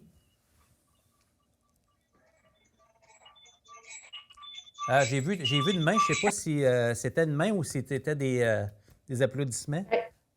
Je levais la main. OK, excellent. Vas-y, on t'écoute, c'est beau. Bien, je te dirais, Maria, jusqu'à maintenant, c'est peut-être le bloc qui m'interpelle le plus. Comme je disais au tout début, j'ai des enfants qui ont de la facilité à l'école, mais c'est difficile pour moi de leur inculquer cet engagement-là. Quand c'est facile, on a des choix. Donc, de persévérer dans une voie qui nous intéresse, on a tendance à bloquer sur les difficultés et de se dire pourquoi je mettrais de l'effort là si je peux aller juste à côté où ça risque d'être plus facile, où je n'aurai pas besoin de m'impliquer autant, de me forcer autant. Donc, moi, mon enjeu est vraiment, vraiment là. La stratégie que je mets au point avec les enseignants de mes enfants principalement, c'est qu'en début d'année, je vais leur présenter mon enfant. Voici comment il est. Il est facile, mais si tu veux le garder allumé, si tu veux que ça fonctionne, tiens-le occupé, fais-lui faire du tutorat, mets-le à l'œuvre dans ta classe, de un, pour le garder intéressé, le garder occupé, puis ça favorise un petit peu ça, cette fierté-là de mes enfants, de dire je fais une différence dans ma classe pour les élèves qui ont plus de difficultés.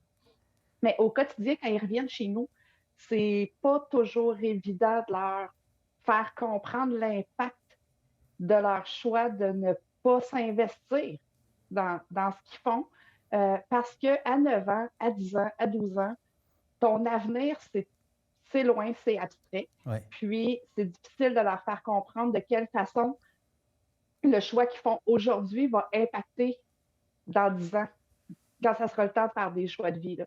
Donc, c'est vraiment un bloc, moi, qui vient me chercher beaucoup dans ma réalité, là. OK, je comprends. De garder l'importance du moment présent, puis pas juste quand tu vas avoir 25 ans, c'est comment on le fait compter maintenant, puis que notre enfant prenne conscience de qui il est présentement. Puis c'est tout ça que tu veux être présentement. Ouais. Puis qu'est-ce que tu dégages quand tu es qui tu es dans cette version-là de toi-même? Parce que des fois, ils essayent différentes versions d'eux-mêmes. Hein? Quand ils arrivent de la maison, ils ne sont pas toujours pareils. Fait que des fois, ils sont en train de choisir. Là. Oui, effectivement. Puis il y a des fois, on a à la maison le bagage de la journée qui vient nous rejoindre aussi. Oui. C'est à la maison que ça décharge habituellement. J'ai des images. Merci, Mélanie, pour ça. On pourra en jaser longtemps. Oui, j'en doute pas. Qu'est-ce qui vous vient à l'esprit? Je vous pose la question à 1 million. Ce n'est pas une question Googlable, mesdames et messieurs. Comment on fait pour engager nos enfants? C'est quoi vos stratégies? Qu'est-ce que vous faites, vous, pour engager vos enfants? Stéphanie? OK. Et je trouve que c'est une grande question parce que je suis en train de chercher beaucoup partout. Ouais. Mais qu'est-ce que je fais concrètement pour favoriser l'engagement de mes enfants? Puis je réfléchis, puis je pense que ce qui les aide beaucoup, c'est de prendre le temps avec eux. Je pense que c'est quand ils me montrent ce qu'ils ont fait, quand on prend le temps d'observer les évaluations, puis que je les questionne, là, je sens qu'ils ont le goût de faire la suite de ce qu'ils ont besoin de faire, mettons, dans leur plan de travail le soir. Ça, c'est ce que je sens que je fais de mieux en ce moment pour avoir un impact positif sur leur engagement. Ouais. Fait que chaque fois que je prends le temps avec eux, de voir comment justement ils se sentent, puis d'écouter. Parce que vient des fois comme parent que j'ai ce sentiment, je ne suis certainement pas la seule à être impuissante par rapport à leur bien-être, parce que je ne suis pas avec eux toujours. Je peux les accompagner à être bien, puis à eux-mêmes essayer d'améliorer leur bien-être, mais il reste qu'ils ne sont pas responsables de tout ce qui les entoure quand ils sont à l'école. Ouais. Hein? Il y a des adultes qui sont responsables de ce climat-là. Ouais. Donc, je pense que chaque fois que je peux prendre du temps, juste écouter sur comment ils se sentent, comment ça se passe, encourager, puis souvent, juste pas mettre de pression. Juste pas mettre de pression. Ça revient, je pense, beaucoup à reconnaître leur rythme à chacun, puis trouver les formules gagnantes. Fait que je pense que finalement, je fais certaines choses, puis je vais certainement continuer maintenant consciemment de les faire et de les mettre en action. Hein? On veut faire plus de ce qui marche. Je vais continuer de faire plus très consciemment de cet impact-là. Puis je pense que je vais les questionner aussi avec ces questions-là. Ouais. C'est extraordinaire. Puis moi, j'ai le goût de vous dire, tu sais, je réfléchis avec vous en même temps en tant que parent. Je me dis, le fait que vous soyez dans une séance de coaching un mardi soir au mois de février, c'est peut-être un signe d'engagement de votre part. Ça veut dire que vous accordez une valeur à leur parcours scolaire. Juste là, c'est une façon d'être modèle pour eux, je pense. Le fait de leur parler de ce qui se passe à l'école, de s'intéresser à eux. Tu sais, je pense que c'est le premier webinaire, je disais ça. Accorder du temps à quelqu'un ou à quelque chose, c'est lui accorder de la valeur. Donc, quand vous imposez ou co-créez une routine saine de travail scolaire à la maison, parce que c'est important, vous êtes en train de leur dire que c'est important de s'engager là-dedans. Donc, tout ce que vous faites pour soutenir ça, puis accorder de la valeur, c'est des petits gestes concrets, mais encore faut-il que vous ne pouvez pas vous engager pour votre enfant. Puis c'est ça qui est déchirant parfois. On voudrait être capable de le faire, mais c'est de toute beauté ce que vous dites là. Donc, Annie, tu avais la main levée, puis ensuite de ça, Corinne. Oui. En fait, moi, c'est drôle, c'est ce bloc-là que j'ai le plus de difficultés, en fait, à réfléchir puis à mettre en application aussi. J'ai de la difficulté à engager mon grand, surtout dans certaines matières, parce que, bon, il est rendu en secondaire 4, il sait ce qu'il veut faire dans la vie, et puis il a réalisé qu'il n'y a pas nécessairement besoin de certaines des matières qu'il doit apprendre pour faire ce qu'il veut faire dans la vie. OK. Donc, de stimuler l'engagement quand on est face à une situation comme ça, c'est difficile. Je me sens vraiment dépourvue en tant que parent.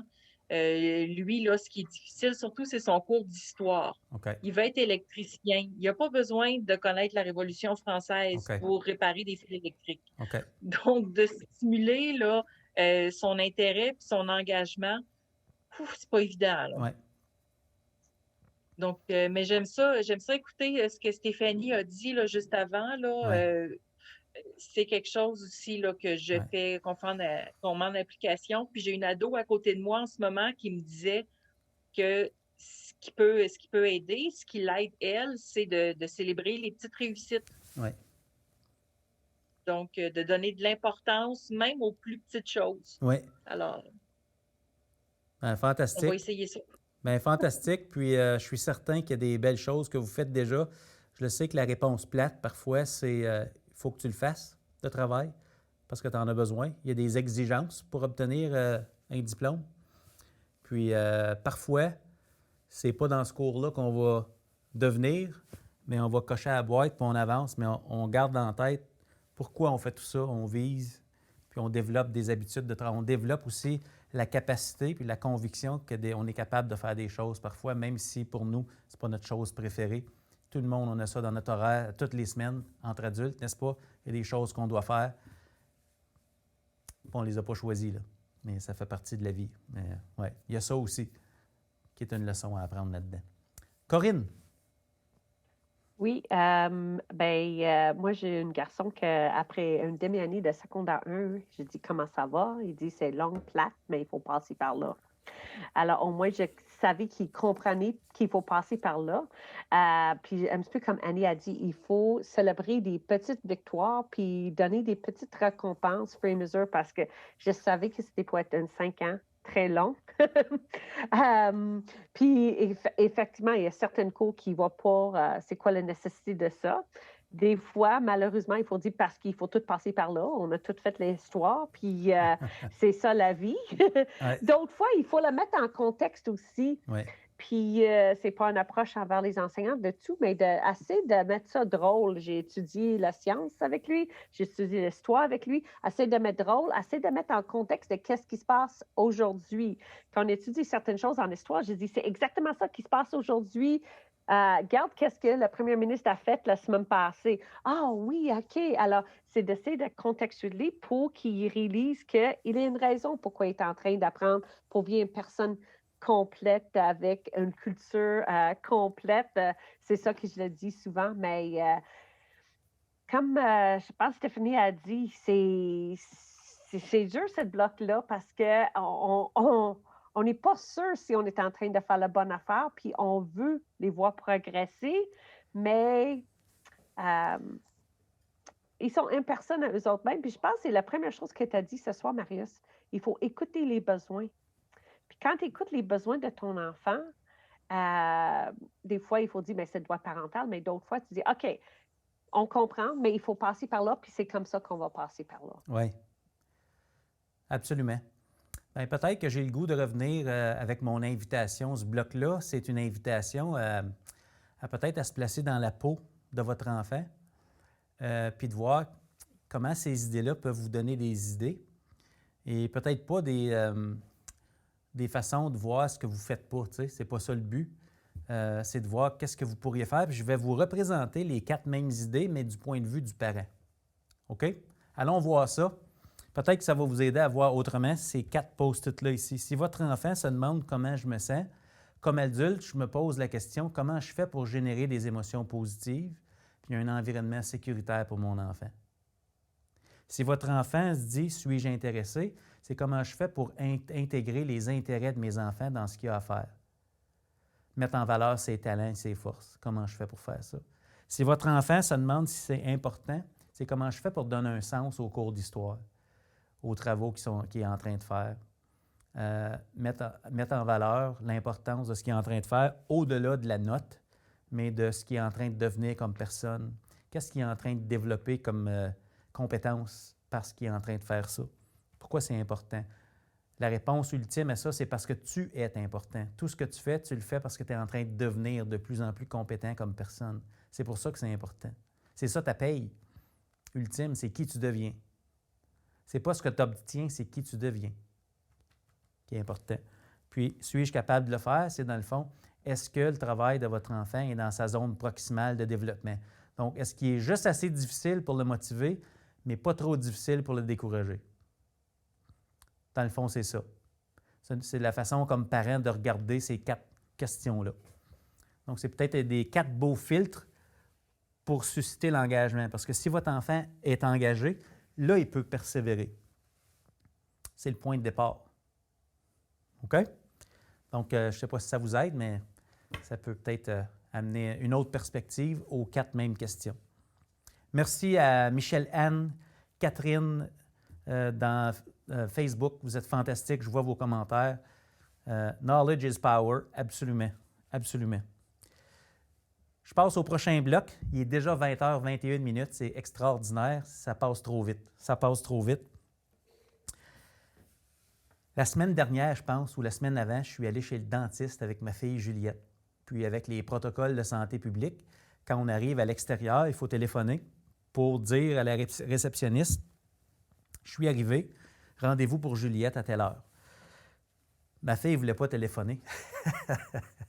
16 ans, elle a un téléphone cellulaire. Je dis « Bien, le téléphone, on est arrivé. Faut que tu vas dire à madame que tu es arrivé, puis ils vont te dire quoi faire. » Non, je suis trop gêné. Trop gêné.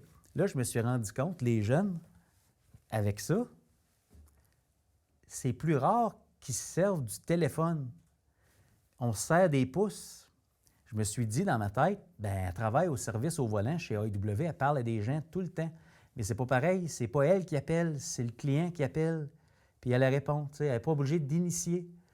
Puis, dans le fond, ce qu'on est en train de se dire, c'est que pour persévérer, il faut amener notre enfant à surmonter des micro-peurs.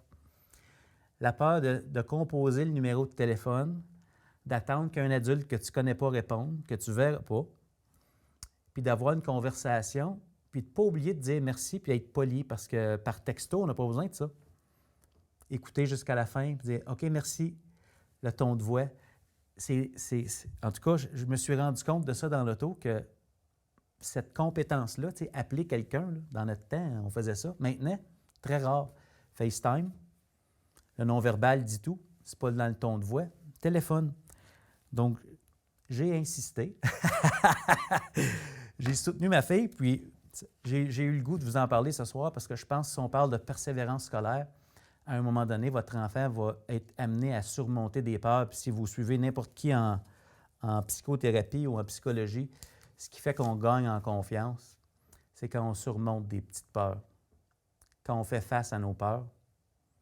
Tu as peur de te faire des amis, bien, va parler aux amis dans le cours d'école, puis éventuellement, ça va bien aller. Ce n'est pas en les protégeant, puis en les empêchant.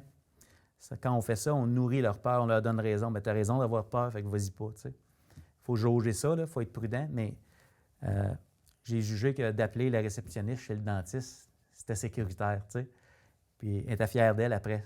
Ça fait drôle à dire, elle était fière d'elle. Gros sourire, puis je l'ai eu, je n'étais pas si pire que ça. Puis vous me suivez?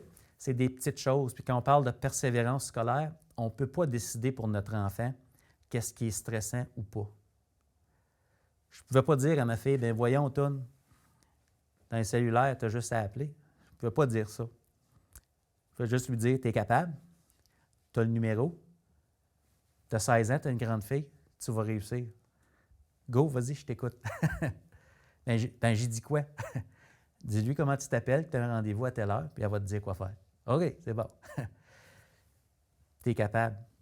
Vous me suivez? Puis je pense que dans cet exemple-là, il y a beaucoup de petits pas vers la persévérance scolaire qu'on peut amener nos enfants à faire. Puis le prochain visuel exprime peut-être ça d'une autre façon. C'est que pour persévérer, il faut sortir de sa zone de confort. Puis avec le numérique qui facilite plein de choses, peut-être que ça fait en sorte, dans certains contextes, que nos enfants sont peut-être moins exposés, socialement en tout cas, à des choses qui les empêchent peut-être de persévérer dans certains contextes. Je ne suis pas un expert là-dedans. C'est une conclusion que je tire en tant que père de famille. Donc, 4 énoncés que je vous présente qui soutiennent, dans le fond, en regardant le tableau, la coéducation, l'identité, l'engagement, 4 énoncés pour avoir la conversation avec son enfant, puis avec n'importe qui, dans le fond, hein? 4 énoncés qui peuvent vraiment nous aider à structurer les discussions qu'on a avec notre enfant. Regardez ça si c'est beau. C'est d'une simplicité désarmante, mais ça, vous allez aimer ça. Première question. On commence avec l'émotion. Comment ça va? Comment ça va? Pas qu'est-ce que tu as fait aujourd'hui, ça c'est de l'action. Pas as-tu été productif aujourd'hui, toi comment ça va? Qu'est-ce qui se passe dans ton orange à toi? On attend. Numéro 1. Pour soutenir son enfant, on lui demande comment ça va. Puis on l'écoute. Deuxième chose qui sous-entend qu'on est en mouvement et qu'on progresse parce qu'on persévère dans la vie, on parle de ses progrès. T'es rendu où? Ça avance, là. C'est pas une passée que t'es pas rendu là, t'es rendu là. T'es rendu où? Ça sous-entend qu'on s'en parle de nos prochaines étapes puis des différents poteaux de téléphone qu'il y a entre le point A et le point B. T'es rendu où? Parce qu'on a un plan de match. J'ai un plan, là, pour atteindre mon objectif. T'es rendu où? Je ne peux pas demander à mon enfant d'être un ingénieur s'il est en secondaire 3. Tu es en secondaire 3, tu es un élève. Excellent. Un élève, ça fait quoi? T'es rendu où?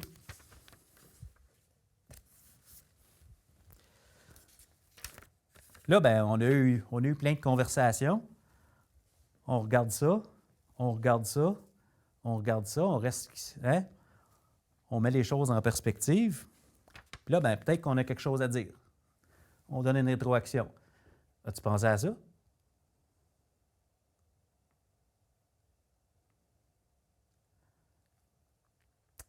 me semble que ta prof, elle parlait de telle chose. Là. As-tu pensé à ça? C'est-tu ça? Tu me dis que c'était important vendredi passé, c'est ça, là? T'as-tu changé d'idée? Non, il faut que je le fasse. OK. Et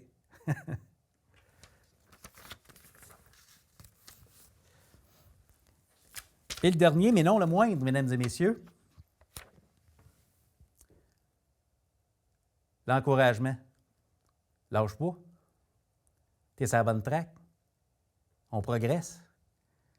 C'est toi qui fais ça, pas moi. Moi, je fais juste parler. Tout toi qui as fait ça. Yes. C'est beau, hein? Émotion, progrès, rétroaction, encouragement. 4 énoncés qui soutiennent pour aider nos enfants à affronter ces peurs, à leur montrer le lien entre leurs efforts et ce qu'ils obtiennent dans leur vie. Et ma question pour vous, ma dernière de la soirée, est la suivante. Comment pouvons-nous soutenir nos enfants? Je vous demande d'y penser.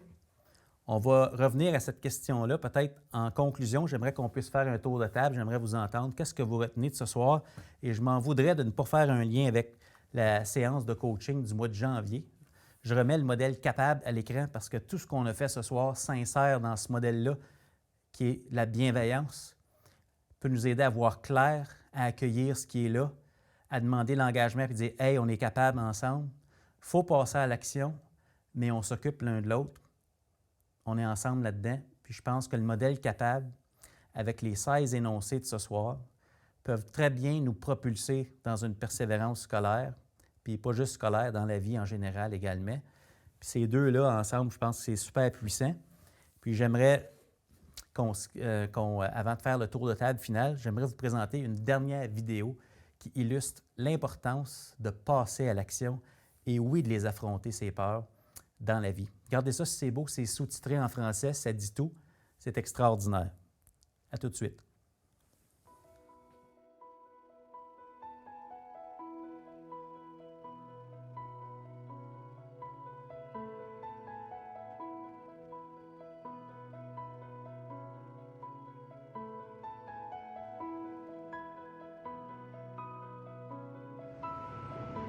I was afraid, I guess, of failing, maybe.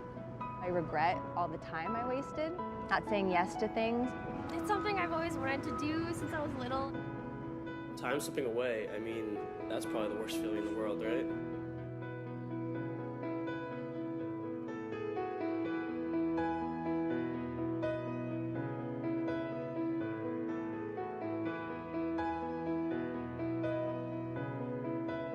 I've got loads of friends from different walks of life, and it's really hard to keep in touch with everyone. Up until recently, I was homeless. If I hadn't hurt the people that I had, maybe I wouldn't have been. I wanted to do so many things, but I can never seem to find the time. I did all the things that were like plan B. I just never did it.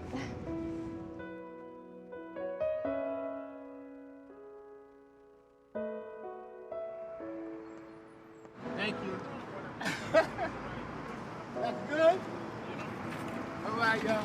Enjoy.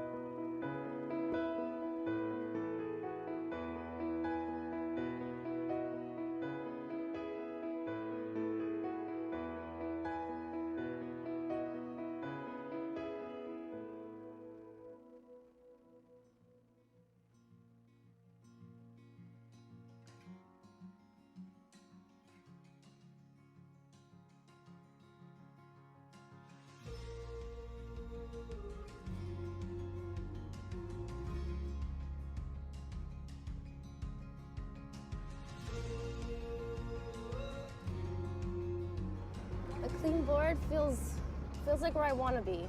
Feels like where I want to go.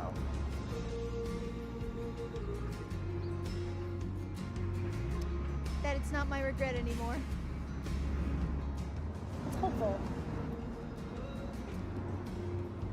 It means there's possibility.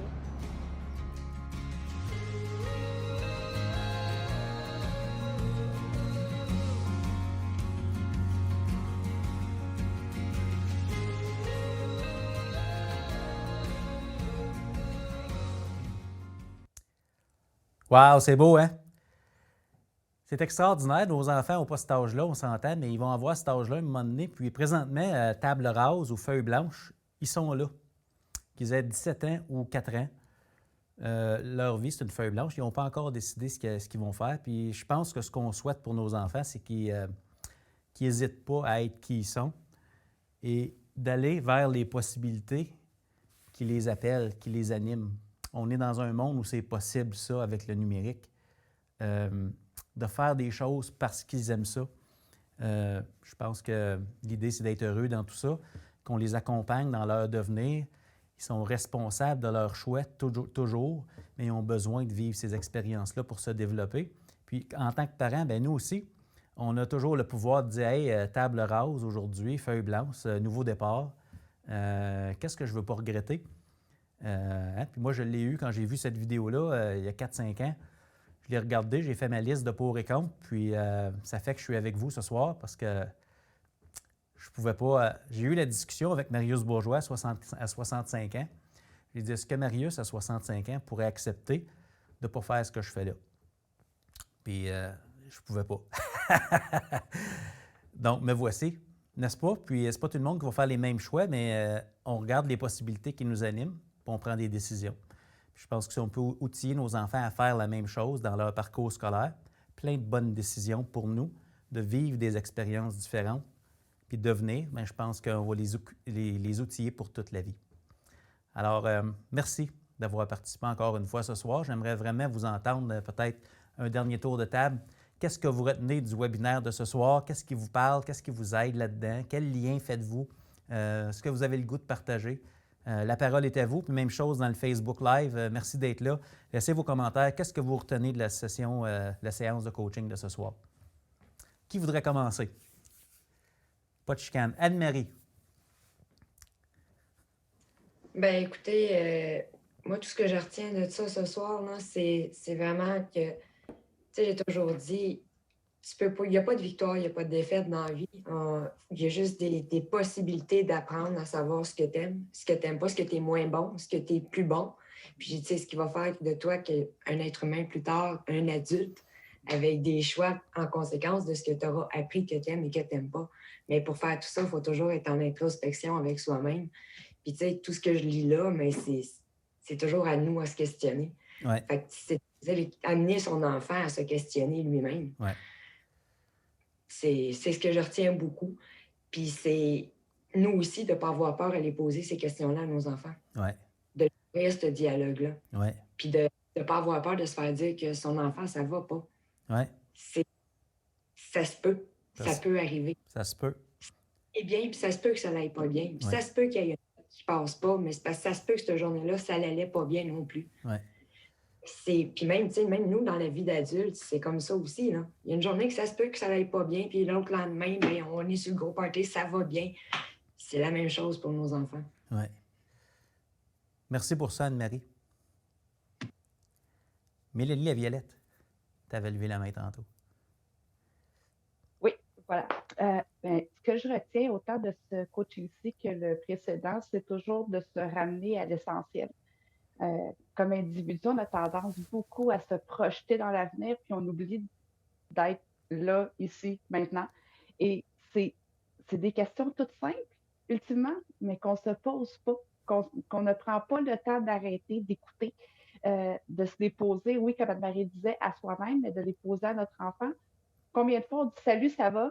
mais on n'est même pas intéressé par la réponse. Ah oui, comme à l'épicerie. Là. C'est presque une formule de politesse, mais j'aime cette idée-là qu'on fait juste ramener vraiment à l'essentiel de l'individu qui est en face de nous, puis de prendre un vrai 5 minutes pour écouter ce qu'il a à nous dire. On parlait de la bienveillance la dernière fois, c'est exactement ça. En fait, c'est vraiment de se ramener au cœur de ce qui est important pour notre enfant, pour nous, puis que ça matche ensemble pour qu'on puisse faire une super équipe et progresser, avancer là-dedans. Merci. C'est très beau ce que tu nous apprends. Hey, merci, ça me fait plaisir, Mélanie. Vraiment. Vraiment. Annie? Oui. Moi, en fait, ce que je retiens vraiment, c'est nos enfants sont des personnes à part entière. Ils ont leurs propres désirs, leurs propres rêves, leurs propres envies. Puis, il faut les laisser explorer tout ça. Il faut les laisser vivre ce qu'ils veulent. Comment je pourrais dire ça? Il faut leur laisser vivre leur envie, leur désir, leur passion pour qu'ils apprennent à se connaître eux-mêmes. Mm-hmm. Puis, quelque chose aussi, en tout cas ce soir particulièrement, j'ai trouvé que tout ce que tu as dit, ça s'applique autant à nos enfants qu'à nous-mêmes en tant qu'adultes. Oui. Et puis, il y a beaucoup de choses là, dans tout ça là, que je prends aussi à un niveau personnel. Là. Il faut s'écouter nous aussi en tant qu'adultes. Donc, merci beaucoup. C'était encore super intéressant. Fantastique. Merci, Annie. C'est le fun que ça soit transférable pour toi, mais aussi pour les enfants. C'est le fun que tu vois ces liens-là. Oui, vraiment. Monsieur Thierry?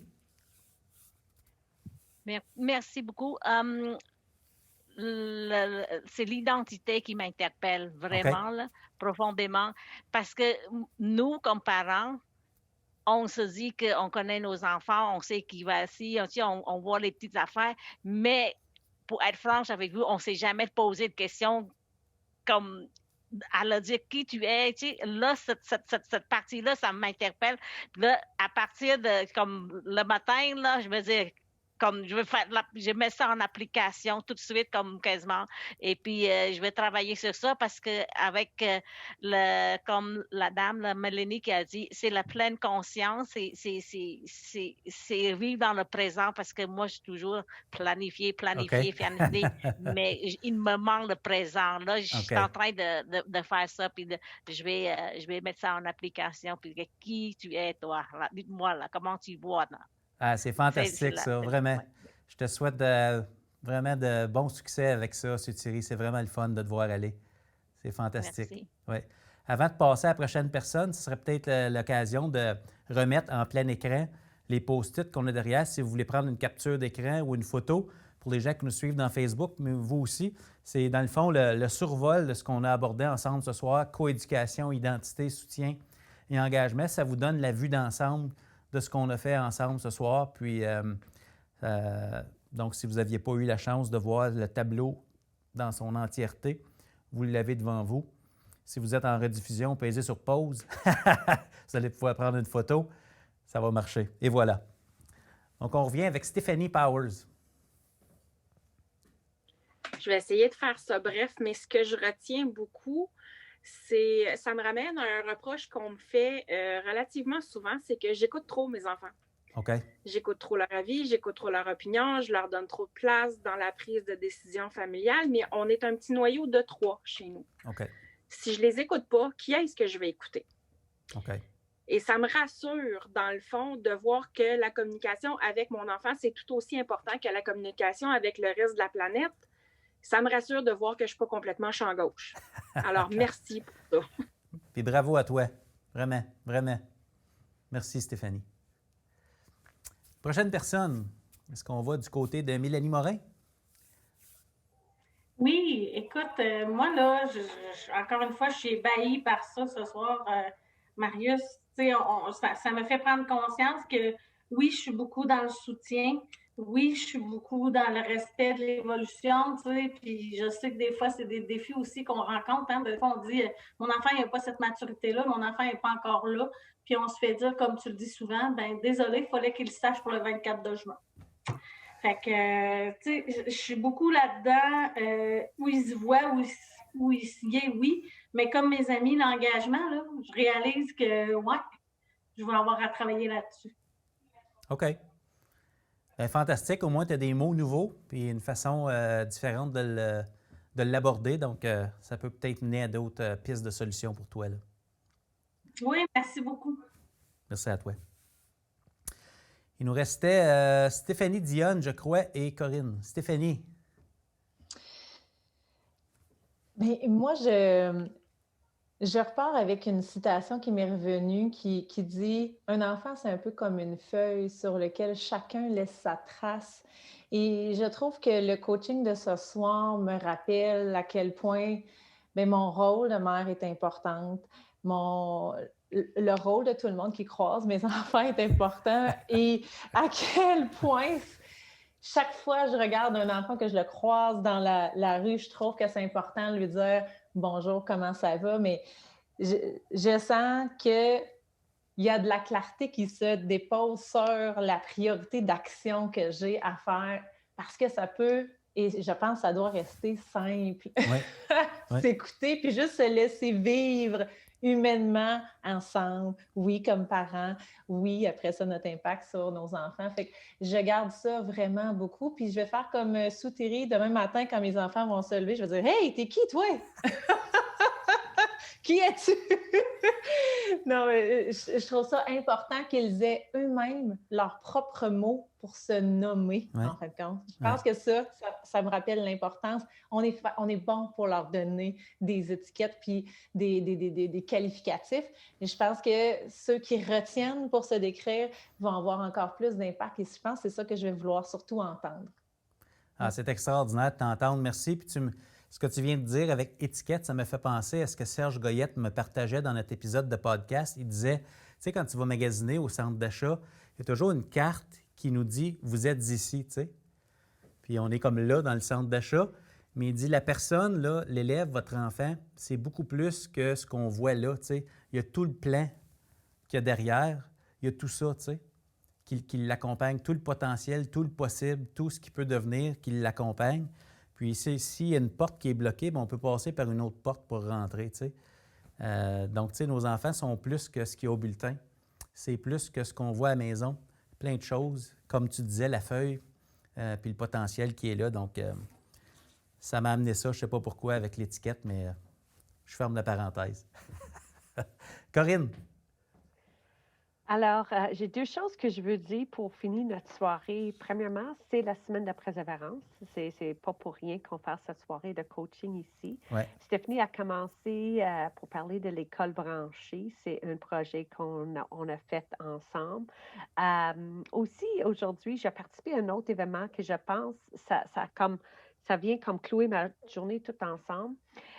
C'était avec Academos, puis ils ont fait un sondage sur les enfants puis comment leur choix de carrière a été impacté pendant le COVID. Puis il y en a plusieurs faits qui sont sortis. Puis une des faits qui était le plus forte dedans, il y en a plusieurs qui c'est 60%, 40%, 30%. Mais une fait qui a sorti, je pense que c'était 75% des enfants a dit que l'influence pour mon choix de carrière, c'est mon parent. C'est mon parent quand il me parle, quand il me pose des questions. Alors, je pense que ça vient dire aussi ce soir, on est des top modèles pour nos enfants, même si ados, là, ils pensent qu'on ne sait rien. Là, on a tout passé par là. Puis surtout si tu as des filles, là, c'est comme on ne sait absolument rien. Mais ils nous gardent, puis on est leur référence aussi. Alors, quelle belle journée que je viens de passer, je vais vous dire. Puis la deuxième chose que je veux dire ce soir, mais merci énormément, Marius. Tu arrives de me faire encore pleurer, puis encore rire. Dans la même soirée, dans la même session, soit c'est 30 minutes, 90 minutes. Puis d'avoir choisi Amazing Grace, c'est une de mes chansons préférées sur la planète Terre. Okay. Alors, je vous remercie pour avoir embarqué dans ce partenariat-là avec le FCPQ. Merci de votre confiance. Puis, c'est incroyable qu'est-ce qu'on a fait dans les dernières semaines. Alors, merci beaucoup à toi, puis Stéphane, puis à Mathieu qui est en arrière. Hey! Merci, c'est extraordinaire. Merci, messieurs, Mathieu et puis Stéphane. Moi, je vous rappelle que la semaine prochaine, lundi, dans cette première série de collaboration, ce premier élan de collaboration, je devrais dire, notre dernier webinaire prévu, c'est le suivant. On parle des conversations courageuses pour l'amour de son enfant. Ça, là, vous ne voulez pas manquer ça. C'est quoi une conversation courageuse? C'est quoi les ingrédients d'une conversation courageuse? À quoi on pense? Pourquoi on les a? Ça va donner d'autres mots, puis vous allez pouvoir faire des transferts, Annie, dans d'autres contextes que la vie familiale. Donc, ça peut être très utile là. Je vous rappelle aussi que l'équipe de la FCPQ, c'est plusieurs personnes. Marie-Hélène est toujours là pour prendre vos questions, vos commentaires. Et puis, je vous rappelle également qu'il y a le blog « Tout le monde est un leader » et le podcast. Vous allez entendre le 13 mars prochain Stéphanie Dionne, que j'ai eu la chance de rencontrer la semaine dernière. Donc, un épisode qui sort le 13 mars. Oh oui, madame, on a hâte. Et puis, je vous remercie finalement. Merci tellement de prendre de votre temps pour votre enfant, n'est-ce pas? La persévérance, c'est parce qu'il y a des adultes dans la vie de ces jeunes-là. Merci aux gens qui sont dans Facebook. Vous êtes là, on vous voit, Joe, Val et les autres. Merci pour vos commentaires. Puis, on vise le progrès, pas la perfection. À lundi prochain.